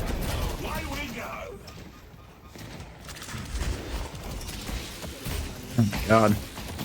I'm just looking at... I mean, the thing is, like, people kind of forget TAS is a top 3 Bebop. Back in the olden days, I will say. Well, the olden days. It's like a year ago. Yeah. When it was him, D-Mov, and Overseas were hands down the best Bebops in EU that we saw. So you can't really underestimate his hook. So I think D-Mov had it edged out because he was one of the few Bebops, at least in my opinion, he was number 1, because he was one of the few Bebops who could play from behind and still hit crucial hooks that would net them like big teamfight victories. But right now, speaking of victories, so to say, Abraham is able to get 2 kills now. As Together had fallen on the left-hand side. Ballistic just constantly being low in the right-hand lane has been forced to go back to base. And honestly, it looks like Abraham's going to take this right Guardian first in the game, even though the mid lane one is also under pressure. Abraham's, that's all they're doing, is just keeping this pressure up. Yeah. Also pressure, there's a hook connected. Very, very active. Good damage and poke coming back from Vrake, but overall, it does feel like the lane's being controlled fairly well by Taz. I didn't see if he has extra regen to keep himself up in the lane. Oh. He's down there around the bridge buffs. There we go. Shark getting involved. It's a Apollo game, and game 1 was really strong. Oh, it's coming in. Okay, those bombs kind of hurt. It's a respite, though, for Buff Enjoyers, with Zergi able to get the better of Sonya on the right-hand side, kind of counter the pressure that was coming their way. Shark. And Riposte comes on through, prevents the stun from landing. It's nice to see Shark, you know, have some moments like this. Again, if you don't really know who he is, I mean, he was mostly a selfless player. Buff Enjoyers played a lot of Mo and Krill for them when they had their massive victory streak. They play a couple different heroes like Warden as well, but didn't really interact much with like the team in the game. It felt like it's cool to see him have more of a higher impact hero and we kind of roll within a team. Looks like the first Guardian of the game will be going down here potentially towards mid. Abraham still keeping that pressure on, and you can see that Tass has been able to scare away Vrake quite well with that hook coming through the door. These bomb stacks, they're slowly coming on through here. +7 now. Yeah, it's slow work, but it's honestly fulfilling work. Oh my god, look at him go. Did Tyler miss? Oh no, it's Shark. That's his teammates. Okay, so Shark comes on in and actually gets the kill. Baits in Vrake. Not sure if they can pull off a second kill, but man, this mid lane has been dominating quite hard. Honestly, kind of surprised considering. Yeah, no regen items either. You know, no like extra regen for Taz. Keeping it really offensive. And okay, first second Guardian down. In fact, the Guardian game is yeah, 2 Guardians down actually in favor of Abraham. So they're having a really good start here, Jason. This is really good. And I do wonder, will this allow Taz to start to rotate into some of these other lanes? Yeah, I think we're going to see Arza maybe put in towards middle to get solo farm, and then also let Sonya take right to get solo farm potentially.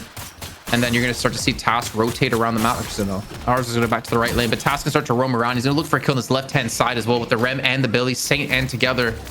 Looking for a catch. Nap time's available. The hook misses.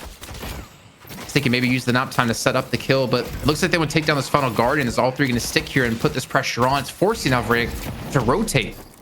Sorry, not Vrake, Masa G, who's on the Calico, to rotate over to his left-hand side to kind of keep things equal. But this is a scary comp to push into, honestly. And this is like another great thing from Bebop. The hyper beam pressure is really nice. Oh, the nap time through the wall. Zone out the opponents. Oh, good damage. It's just really annoying. Just allowing a lot more control here for the teammates. Zoneform coming in to disrupt the fight, and Masa G is going to go down.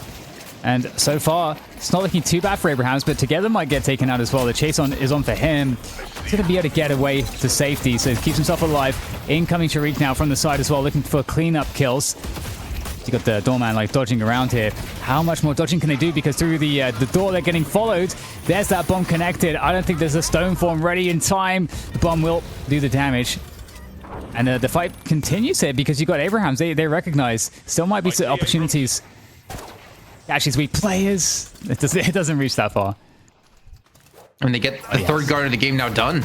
And they protect all three of their guards as there was a big push on the right-hand side together. In that fight, you saw him get low. But that was all because Cosmetical hit a fat swap onto him, getting Cosmetical extremely healthy.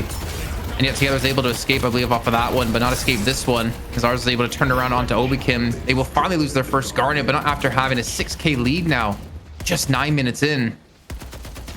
And Abraham's just putting on a whole different level of pressure in this game that Buff Enjoyers are, at the moment, struggling to respond to. Yeah, like a massive lead, 7k, 8k. Really good start there for Abrahams. I'm looking to go for the pressure. Looking to pressure these double sinners. Very, very dangerous stuff. I mean, the presence from Taz has been really, really nice. 9k souls for Ozo, so really doing his job. And again, his teammates have been able to keep the pressure off of him.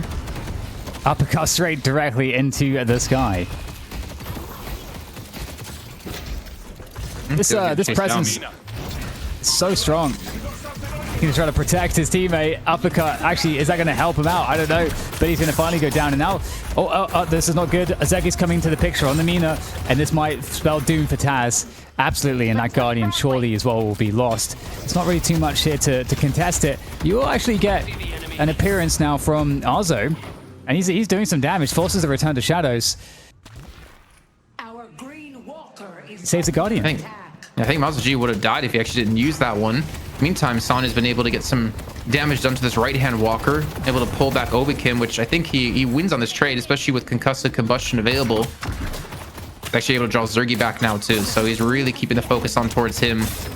He's got Flame Dash to get away from this one, and there's really no way you can chase this one on down. Actually, I didn't even notice Tass is boosting on in. He's here for the fight, looking for a Zergy. Doesn't have Singwan retreat anymore. But still, they're able to defend their turn him, keep the pressure on this walker, and it's allowed Saint to get a wave to shove into the left lane walker. Yeah, look how active Abrahams are on the map at the moment. And might be deposited in, but looking for the kill onto Doorman at the moment. Vrake is by the mid walker though, so looking safe with his doors. And is there a potential gank here onto these players on the undeposit? No, doesn't look like it. Abrahams are hanging out in this area though. Taz is nearby. Looking to potentially get the gank onto Mina? No. Able to take it away from them. As Buff Enjoyers lock it on down. And the thing is, that's something you have to keep your eye on when it comes to Saint on the Rem. How many of these sinners is he able to take away, and if he has timings on all these sinners? As Tass, I mean, you do have some teammates there. It does actually allow him to get the kill into Listic, but let's be honest, it's Listic. The more he dies, the more powerful he gets. I'm curious if we could check in on Taz's build, actually, because, again, starting with the bombs in the way that he does, I do wonder if he's diverging from what's the typical way that people tends to get built around some of the gun items, a headhunter, and that kind of stuff. Tell me you're a Bebop player without telling me you're a Bebop player. I've never seen you so interested in someone's items as Bebop right now for Taz. It's cool too because we're not seeing Bebop get picked as much. Okay. Gonna get some damage in. Taz escapes. Oh, they're really going for the dive. Oh my goodness. It's looking like Sonya last game. She absolutely dove, and yeah, Saint's gonna retreat back into the body of one of his teammates. Just tagging along for the ride. Oh, Buff Enjoyers get the kill, and they back away. Not a good time here for Taz to die too, but he'll be respawned back in before this rift will be locked down for either team. Yeah, this is going to be an interesting fight, actually. Because I'm not sure which team really comes away with the edge on it. I think both teams have good options for the team fight here.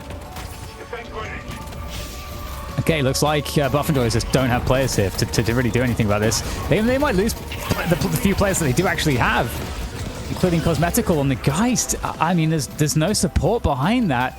Cosmetical just gets caught.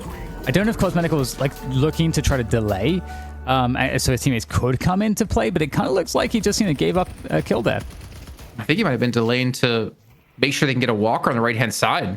Like, Zergy went for a big push here with Obikim and just gets airdropped away, but gets the walker extremely low in health. Maybe the counter push out of Abraham's with these Rift Troopers, but again, as you see, they realize it's not worth going for. And now the re-attack here at Buff and Joyers, knowing that they've retreated players away to defend this walker, this can actually net them kills and inevitably, I think, the victory in this fight. Yeah, Zergy really good on the meter in the last game. Looking like the epitome, the picture of efficiency. I'm trying to get the words out. Spirit Sap there. You just broke my head with that, yeah. Whatever that was, that word salad. Yeah.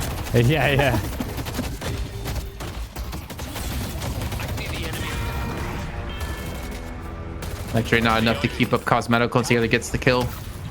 Pretty big kill to get to, though they did lose the walker. And Obikim, he's gonna fall. There's 3 kills just like that here out of Abraham's, and I was gonna say maybe a 4th. As Rake does get the kill on the Sonic Sniper, and Shark just still continuing to be aggressive here as Tass and Arza here to come in for support. Upajor should smell something's up with this one, but they have Zergy on the attack to support them. And pretty much both teams just retreating away. No one budging, nothing being gained from this aggression on the left-hand lane. Yeah, some really good damage there in that position. OTP across. Is it both of them? Or just I could just be up, just Taz. Yeah, we're getting some pinging on the minimap. Something is afoot, Jason. I think Obikim might have been pinging out where Saint is with the urn. Got a long way to go to turn this one in, and I was gonna say, is there a world Buff and Joyers actually go for mid boss here? But I don't think you chance anything like that. What a hook comes in. It's a catch on a Vrag, but Tass is the one to fall again. I mean, just every time Buff and Joyers see the stone golem, they just swarm all over him. But this time, Abraham's, they have their own backup, also are running the urn. And together, it's starting to, I don't know, I feel like he's going on a tear here. He's only at 13,000 souls, but he's been so impactful in this game. He's got double buffs as well. Sit on survival and movement. How do you shut down the GOAT? I don't know. I'll ask you a random question, Dan. Yes. What's the difference between a billy goat and a goat? Or are they just the same thing? I'm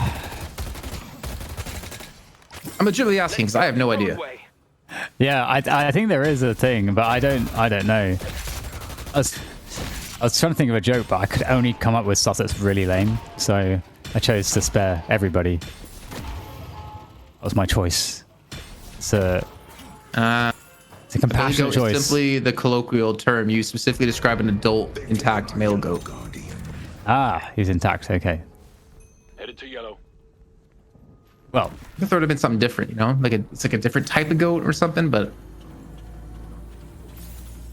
yeah, I wonder how that originated. Actually, it's probably some guy who had like a goatee. His name was Billy, and they're like, "Hey, you look like a goat." Billy goat. That's my guess. It's probably something like that. Let's be honest. It sounds like feasible. Better than my non-guess.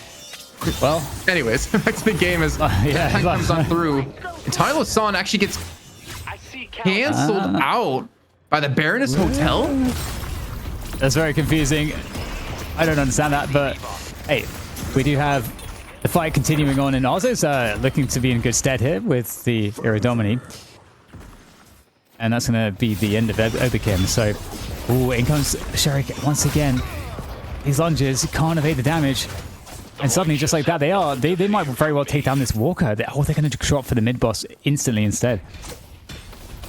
While we take a look at this, can we take a quick peek also at the golden statue buffs while this is happening? Just for splits. Okay, well, no, let's say the free chem actually, because we might see Buff and Joyers actually go for the contest. So you can see off to the side, Mazza G, Don has Gloom Bombs. Mid boss has been taken. Is there a door? There's no door set up either here for Vrix. It's not like you can cart them away to go, but still concussive combustion going to be used. Task gets the first. Stone form going to be off mark. But somehow Buffingers take the next two. Unreal.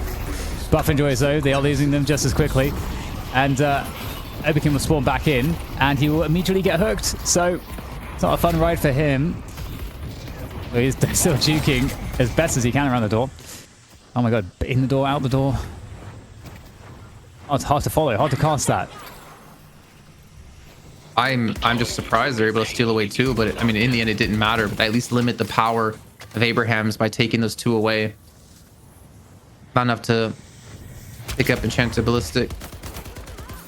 Enchanted. Oh my god, I can't words anymore. It's 2 a.m. I'm tired. These players must be really tired, especially Abraham's, man. Like they played. Was the last game also 40 minutes? Because they played what, 4 back-to-back 40-minute games? No, 33. Okay, so they played like a 48, a 41, and a 33. Crazy to be able to maintain your focus. Yeah, thank you, Ballistic Enchantment. Ugh. Abraham's in a really good spot on the map overall at the moment. So you got a lot of players around the rift. However, you know, you don't really want to fight the comeback rift. I don't think it's comebacky at the moment, though. A bit too close, right? Or no? I think it was comebacky still. Was comebacky? Is it like a very clear indication? Because I feel like I should be very easy to know, and I'm like never quite sure when it's My when, easiest indicator is how quickly the percent goes up for them. That's the best way I can tell. It's really fast, and they have come back or something. Yeah. I play. Oh, goodbye, Abrams. Okay, in comes Zergy. Nox Nostra over the top here, looking to do some serious damage with that one. At least provide the cover for teammates to escape. Oh, gotta be careful. Looking really, really potent at the moment, Zergy. 20k souls, but it's like Fania will be all right, able to escape there. In the meantime, we've got that urn collected. Abraham's looking to turn that one in. I am curious if Buffingers will fight it. There is enough time on the rejuve to be able to you know use that rejuve in that urn drop-off fight. So the Buffingers might give that one up in favor of maybe trying to push that left side lane. I don't know if you're going to be able to contest that, though. I think Hyper Beam at a task can be really impactful for just zone denial. I think that's maybe one thing to keep in mind. While we're in this pause, though, is it possible to look at the golden statue buffs? Because I wanted to keep an eye on that. I wanted to see it before mid-boss, but obviously mid-boss kind of more important. I want to see where Saint currently stands at compared to everyone else in the game. And if he's just been vacuuming and hoovering up every single buff he can possibly find. No, not the net worth. More of the buffs. There we go. 45. Okay, so yeah, he's been busy. He's been busy. He's been doing work. Damn. Urn is really... You got some attitude. Alright, well, that's a dunk for Abrahams. Okay, so Rejuve is up. Oh. Oh, he's going straight in there. Blue Walker is under attack. I thought he was going for it as well. In the meantime, like Cosmetical, Buffingers have been just kind of not vouching or verging to go for these fights, instead just going for split pushing. I mean, Cosmetical, I think now has been able to get 2 walkers, even though Zergy Obikim did the brunt of the damage on the right hand side. Cosmetical is, I mean, as we looked before in the last game, he had most player damage and most objective damage, and I feel like he's living up to the objective damage yet again here. That's a steal. That's quite the steal there from Cosmetical.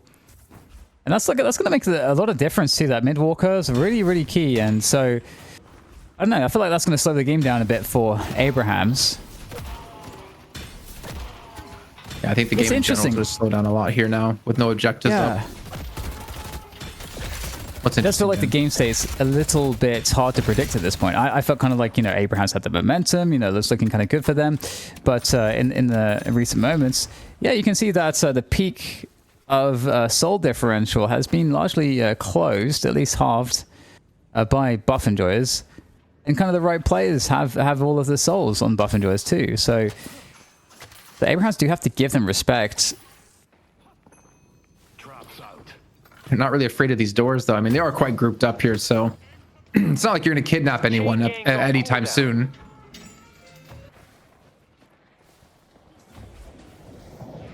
And Zerg is just off to the right hand side by himself, looking to farm up 24k. Okay, Cosmetical gets the okay. A little bit of hyperline action, but it's not gonna net anything. Not sure how they got that kill though on Asanya. I think maybe just went too deep, or did he get? I don't think he got carted through a door. Oh my gosh! Again, a swarm, man. Zergy living up to the Zerg name here from StarCraft, just swarming all over his opponents. Buffender's been consistently doing this in the last 2 games, and Tass, I think in this match, has been the brunt of the damage of most of it. Is Zergy play StarCraft? Is he aware, or is it a coincidence? Couldn't tell you, but I don't think you play StarCraft with a trackball mouse. I don't think that's. I mean, it's possible, but I don't think you get really high in that, like high rated. Odd game. Actually, I don't know where his name came from. Yeah, that's really interesting, actually. You know, it's not interesting though, where we got our names. No. Yours just your abbreviation, and mine is just my name. One and the same. It could be DDK and JMK, but it doesn't have the same ring as DDK. What's the N stand for? Well, Is it Nigel? no, M. Oh, is it Nigel? You're funny when you're jet lagged. Oh. No, it's Nice. not Michael. Let's go blue. Oh. Is it Michael? It is Michael. Is it Mary? Okay. Alright. Okay, we did it. We solved the mystery. Wonderful. Now we can move on. Is yours Daniel Dan Capadia? No. Ah. Good. Daniel Dan. Oh no. Baroness Hotel comes on through, trying to card him back in. A hook would have been actually huge there to catch out Vrek, who's, oh my god, just on a sliver of HP as he does get away. And Abraham's just completely ready to react to that Baroness Hotel. Yeah, mid-boss coming up as well, so it's going to be an interesting point of contention once again. Wait, Right is now, your middle actually, the name? map is really... Go on. Oh, go ahead. Is your middle name Digel? No. Yeah. I feel like this is... You probably won't get there. Headed to blue. Maybe we should quit whilst we're ahead, Jason. I'll get into Yeah, no, I've already quit. I'm done. Okay, good. I retired from trying to figure out your middle name. Nice. I see the enemy. Well, what's the situation here? I feel like this mid boss is very, very juicy right now, and we've got the mid pressure coming in from Abraham's. The pickup of the urn there. But don't worry. I won't Or Someone did say he did get his name from StarCraft 30. I am under no oh, okay, obligation to nice, report mystery you solved. with me until the end of the day. That makes sense then. the streets are mine to prowl. There's Wait, so is much your middle tension name in this Durgy? moment. Okay, I'm done. I'm really done. I'm really done. Oh my god, you're more tired than me, obviously. He's lost it. He's gone. Oh ladies and my gents. god. Our green walker Those is hooks, though. under attack. I mean, extremely close just to need one. nationalistic. Yeah, they just need that one. They're gonna go for it. They're gonna force it. Or will they try to bait the sound cue, or will they just go to completion here? Well, they're going for it. They do have nap time. Yeah, they have a lot of ultimates here for this one. This was pretty much Obi-Kim, I think, to steal this away, or maybe Zerg gets hit. Oh, he gets hooked away. He can't go for the stone form on top of it, which allows the rejuice to be taken. Because the combustion coming on out, and he actually catches out quite a few with the help of the chain gang, and 2 rejuice being taken, and the 3rd. Not be denied. And the urn is being picked up in the midst of all this as well, and Buffenjars are falling, losing out on 4 players with the contest. Maybe number 5 as well, as Vrake's just trying to run away, trying to create some distance from Arzo. And distance, well, it will be created, but Zergy's gonna fall. The swarm has fallen. And so has this mid walker. That could not have gone more perfectly, and you could really definitely tell that those ultimates just looked so good there for Abraham's taking the initiative to take down the mid boss, and now base gun is coming in. They do have to deal with that right side wave priority, and actually the left side walker has also got a wave crashing into it. So I'm going to send players back for that. They've got the rift as well as now getting these shrines as well. So they're kind of getting everything they want here, and it's a big swing of value. Shrine gets taken down. Will they go for the drop of the first stage patron? It looks like No. very doable. No? I almost think they get out now. It's looking too they'll- risky. Yeah, they might even take the shrine. They are missing a couple players, so makes sense. And keep in mind, game 2, they did the same thing, right?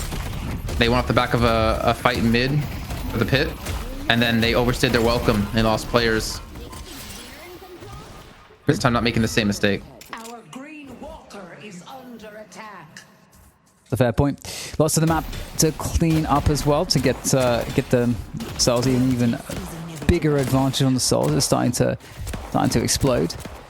Maybe we could check the soul graph again as well, and we can kind of see that growth as it happens.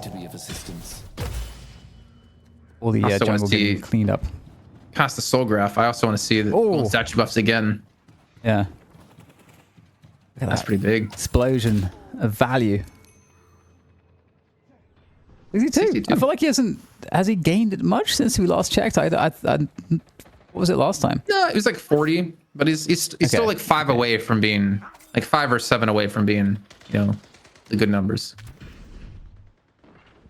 Okay, well, this final walker will be under assault. 2 Reju crystals are remaining for Abrahams to take full advantage of. Chain gang comes in, you can't escape that one. Or maybe you... Okay, nope, you're getting sucked right back into the fight. And Nox Nostra over the top there from Zergy to zone out the players slightly, but it's looking very difficult. Oh, in from the side with the warp stone and concussive combustion. He cannot escape. They are all going to die. They are indeed. Mazaji, the last alive, trying to run away in towards his own base, but Riju's still going to be there. I think that's going to be it, man. Buff Enjoyers, they already had 1 shrine down. They have many ways pushing mid and the right-hand side. They're going to take the 2nd shrine, at least at a minimum first stage Patreon. But honestly, I think they could probably close this one out now here. I think we might have a new champion once again here in EU. Yeah, looking great from Abrahams. I'm wondering even, I'm trying to think about, who's the MVP? Bro, I have no idea, honestly. Oh, they're not going to finish. Okay. Okay, we can't get there just yet. We can't talk about MVPs just yet because we still have to finish the game. All right. Yeah, 50k 40. difference. I mean, they're at a 50k lead now. Yeah, that's massive. Yeah. They really massively capitalized on that on the Rejus. They got the wipe in the fight. They got the really sick Walker fight as well. But even before the Walker fight, they cleaned up a lot of jungle on the map too. So it's hard to maximize the Rejus more than that. And the urn too. I mean, I wonder how many souls they have unspent across the team here. I mean, probably not too much because they probably shopped. But Buffinger is actually overextended quite a bit. But Sonya's not here. Neither's Arzo. So you have to be very careful here for Abrahams. I mean, yeah, you might have a 50k, I guess it's like a 40k lead now. But you don't want to have a fight happen that you're not prepared for. I feel like production was trying to show me something there, keeping the items up for so long. But I honestly, I didn't look too deeply into it. Was there people who haven't died yet on Abraham's side? Honestly, don't know. Not sure what they were trying to communicate. I didn't have my Time. mana. Oh, Zergy gets instantly deleted. Yeah, it's not looking good here for the Buff Enjoy side. In it goes Sanya's Sniper to finish everyone off. Sanya's been really good in this particular game with Symphonis. I feel like just from start to finish it, Jason, Abrahams, it looks really incredible. Yeah, definitely their strongest game the entire day here after playing again 2-3 hours in a row of matches of high intensity. GG's being called out here, and Abrahams will do it with 5 players on fire. They will once again reclaim the throne here, and of course the $1,000 as well split across the team. Well done by them, man. You were talking about MVPs. I think there's a lot of names in the mix there, but I think I have to give it to Shark. Not because I think he was necessarily the most impactful player 100% of the times. I feel like Sonya was definitely, I think maybe more impactful over the course of the entire series. But Shark, he put on a clinic today. From the Challenger match to this series, he's played Apollo twice. He played Viscous once. I think he, in my eyes, was the most improved for sure, and showed us that there's a scary Shark there if we ever get to see him play something besides Mo and Krill. I think also just the play on Apollo was great, and I think it was very impactful. I think Apollo provides a lot of what was needed.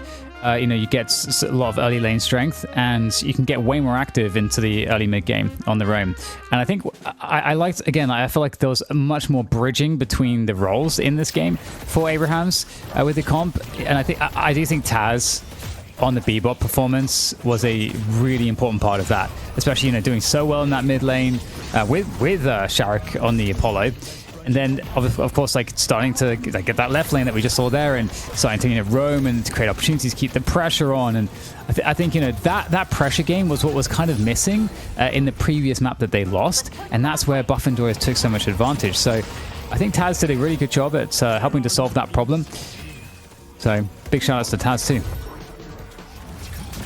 It's funny because a lot of the moments from Tass on this Bebop in my head were him just getting run down by Buff and Joyers. But he did hit a lot of great hooks. And I think, again, the early pressure, they took down that middle tower pretty damn quickly, which did free them up to start interacting with these other lanes and eventually shut down the left lane on top of that. I don't know, man. Honestly, I feel like really anyone at Abraham's here deserves an MVP, because I think there's a lot of great individual moments thinking back to... Well, I don't want to go through them all, honestly, because it's going to take too long to do that. But great to see that Abraham's, I feel like they've been on a grind, man. I feel like it's taken them months to kind of get back at a place that they can contend against Buff and Joyers. And I know they've taken the title once or twice, across those, months period. But at least in this day today, this is the best I've seen Abraham's look in a very long time. Yeah, and I think also you could see also with the team keeping the pressure off of him, he can play, the flowchart Venator really effectively, and he was so dangerous in the fights that mattered when he needed to turn up. And so again, I just think the draft was way better, and you got to see them reap the rewards of that. I think Buff and Joy has played a pretty good game too, but Abraham's they look really nice right now, and I'm curious if they can repeat this next week. Yeah, I think the one caveat, the one asterisk to their victory today is Hoot wasn't there. And I think the last time Buff and Joyers lost is when Hoot wasn't there. So it comes down to, yeah, they might have looked good today. Can they, like you said, can they do it again next week? Can they do it again if Hoot's back and Buff and Joyers are fielding their full 6? If they can do it then I think we have a real case for this Abraham's being the strongest Abraham's we've seen, because they've been able to take down Buff and Joyers where previous iterations haven't really been able to. So yeah, the slight caveat to it, but I don't think they're going to care because they won, right? And they're here into the money match next week as well. They don't have to play through the challenger match and play through how stressful that can be in a best of one. And they have a chance to defend their title. 100%. 100%. Oh, we can take a look at the match stats here and get an idea. Arzo, 40K. Oh, okay. So they were trying to show us something. That 2 players hadn't died. Maybe even 3. I don't remember when Shark died. Saint didn't die. I thought I saw that, but I didn't want to ask them to show it again. Arzo, 11, 0, and 16, 53k player damage, 18k objective damage. Didn't have the most healing, but how can you with a Rem on your team? This was the Venator we were looking for that we didn't have happen last game. Yeah, really, again, just you could see how active Taz was in all of the assists, so many assists. And yeah, for the Buff and Joy side, they were struggling to get any kills in this game. So really impressive team play, involved in so many of the fights. You got Billy, Rem, Taz, and pretty much everyone was involved in a lot of the fighting. And given how active Taz was, that's actually pretty impressive that the whole team was showing up to make sure that the pressure was in the right places across all of the game. And I think this was just such a clean match from Abraham's. I mean, the good thing is here as well that, you might look at tasks and be 5 deaths. Well, there's also technically 5 deaths that maybe Arzo didn't have, or maybe Shark didn't have, or maybe Together didn't have. I mean, yes, he did get ran down, quote unquote, a lot, but it's better him than someone else on his team that's going to have a bigger impact. Even Sonya, him eating the deaths and eating the focus and eating a lot of the abilities used to close the gap against him to keep his teammates alive, I think is also something you have to value in tasks in this game. Totally. Did a phenomenal job. And now Abraham's are the team to beat. Yeah, well, it's time to take a look here at our MVP. I think we talked about it earlier on. And of course, I think in our eyes, it has to be given to Shark. He's had amazing play today. Again, whether it was the challenger match or this series alone, finally stepping into his own shoes and showing us that, you know, he can play. And he, even though he's been kind of MIA for 6 months, I mean, he might have been streaming here or there or just playing, you know, non-competitively. But with his like 2-3 weeks now on Abraham's squad, he's kind of pulled off the Zergi, and he's kind of found his footing within the team. Abraham's likewise have found their footing around him, and they put him in positions to excel. Yeah. We saw some really great stuff. There's going to be some really nice ults, I think, in this highlight footage. As this is from game 1, I believe. Can't wait for the pits one that we'll get. Yeah, I think Sharik did a really great job. Oh, yeah, the pit one for sure. Yeah, and it just goes to show, you know, Apollo's still really good, and I think it's so cool that I think Sharik has given us like the most like crazy display. Look at how many players. I didn't even realize he went through the door. I didn't realize he went straight through. Oh my god! So when they run out to get away from him, he's there ready to greet them with open arms. Yeah, fantastic highlight there from Sharik, and then you know, he played Viscous in the game too. I think he played pretty well on the Viscous, to be honest, but I thought he played really well on the Viscous. I don't think the reason they lost was because of him on Viscous whatsoever. I think he had massive impact in this game. I mean, you can see here just doing everything, doing damage, supporting, using actives. We didn't get to see it though. Actually, we did get to see it technically. We get to see it through the door. I forgot that was the one that happened. But honestly, Dan, like we've had another best of 3 in EU, but super entertaining. Even our challenger match with Silence showing up, beating Leviathan 2-1 in the qualifiers, so almost pushing Abrahams out of the equation here to have their chance to play against Buff Enjoyers. This entire EU portion of the show has been cinema. Yeah, it's been really great. And what's interesting is for those of you that are sticking around or just joining the broadcast, it's going to be a very different type of show. I think going into NA with all of the craziness there. I don't know who's casting. What was EPN's? Who else is turning up? Jake today. And Jake. They're both here. Jake. They're both ready to go. I mean, let's take a look at the format. Right. If you guys haven't seen what's going to be coming your way in North America with ZP and Jake, but it is some names you're going to recognize, but the rosters you won't necessarily recognize. You have Bird with Clock taking on Melee Creeps, and then Popper's Pupils. Now, if you guys have missed out on this last week of action, drama, whatever you want to call it, they're going to be here to fill you all in. And I trust me, if you're here as an EU viewer, at least stay for the first match, because it is going to be awkward and weird and crazy. And you're going to recognize one name in particular there for the Melee Creep squad from the EU side of the show.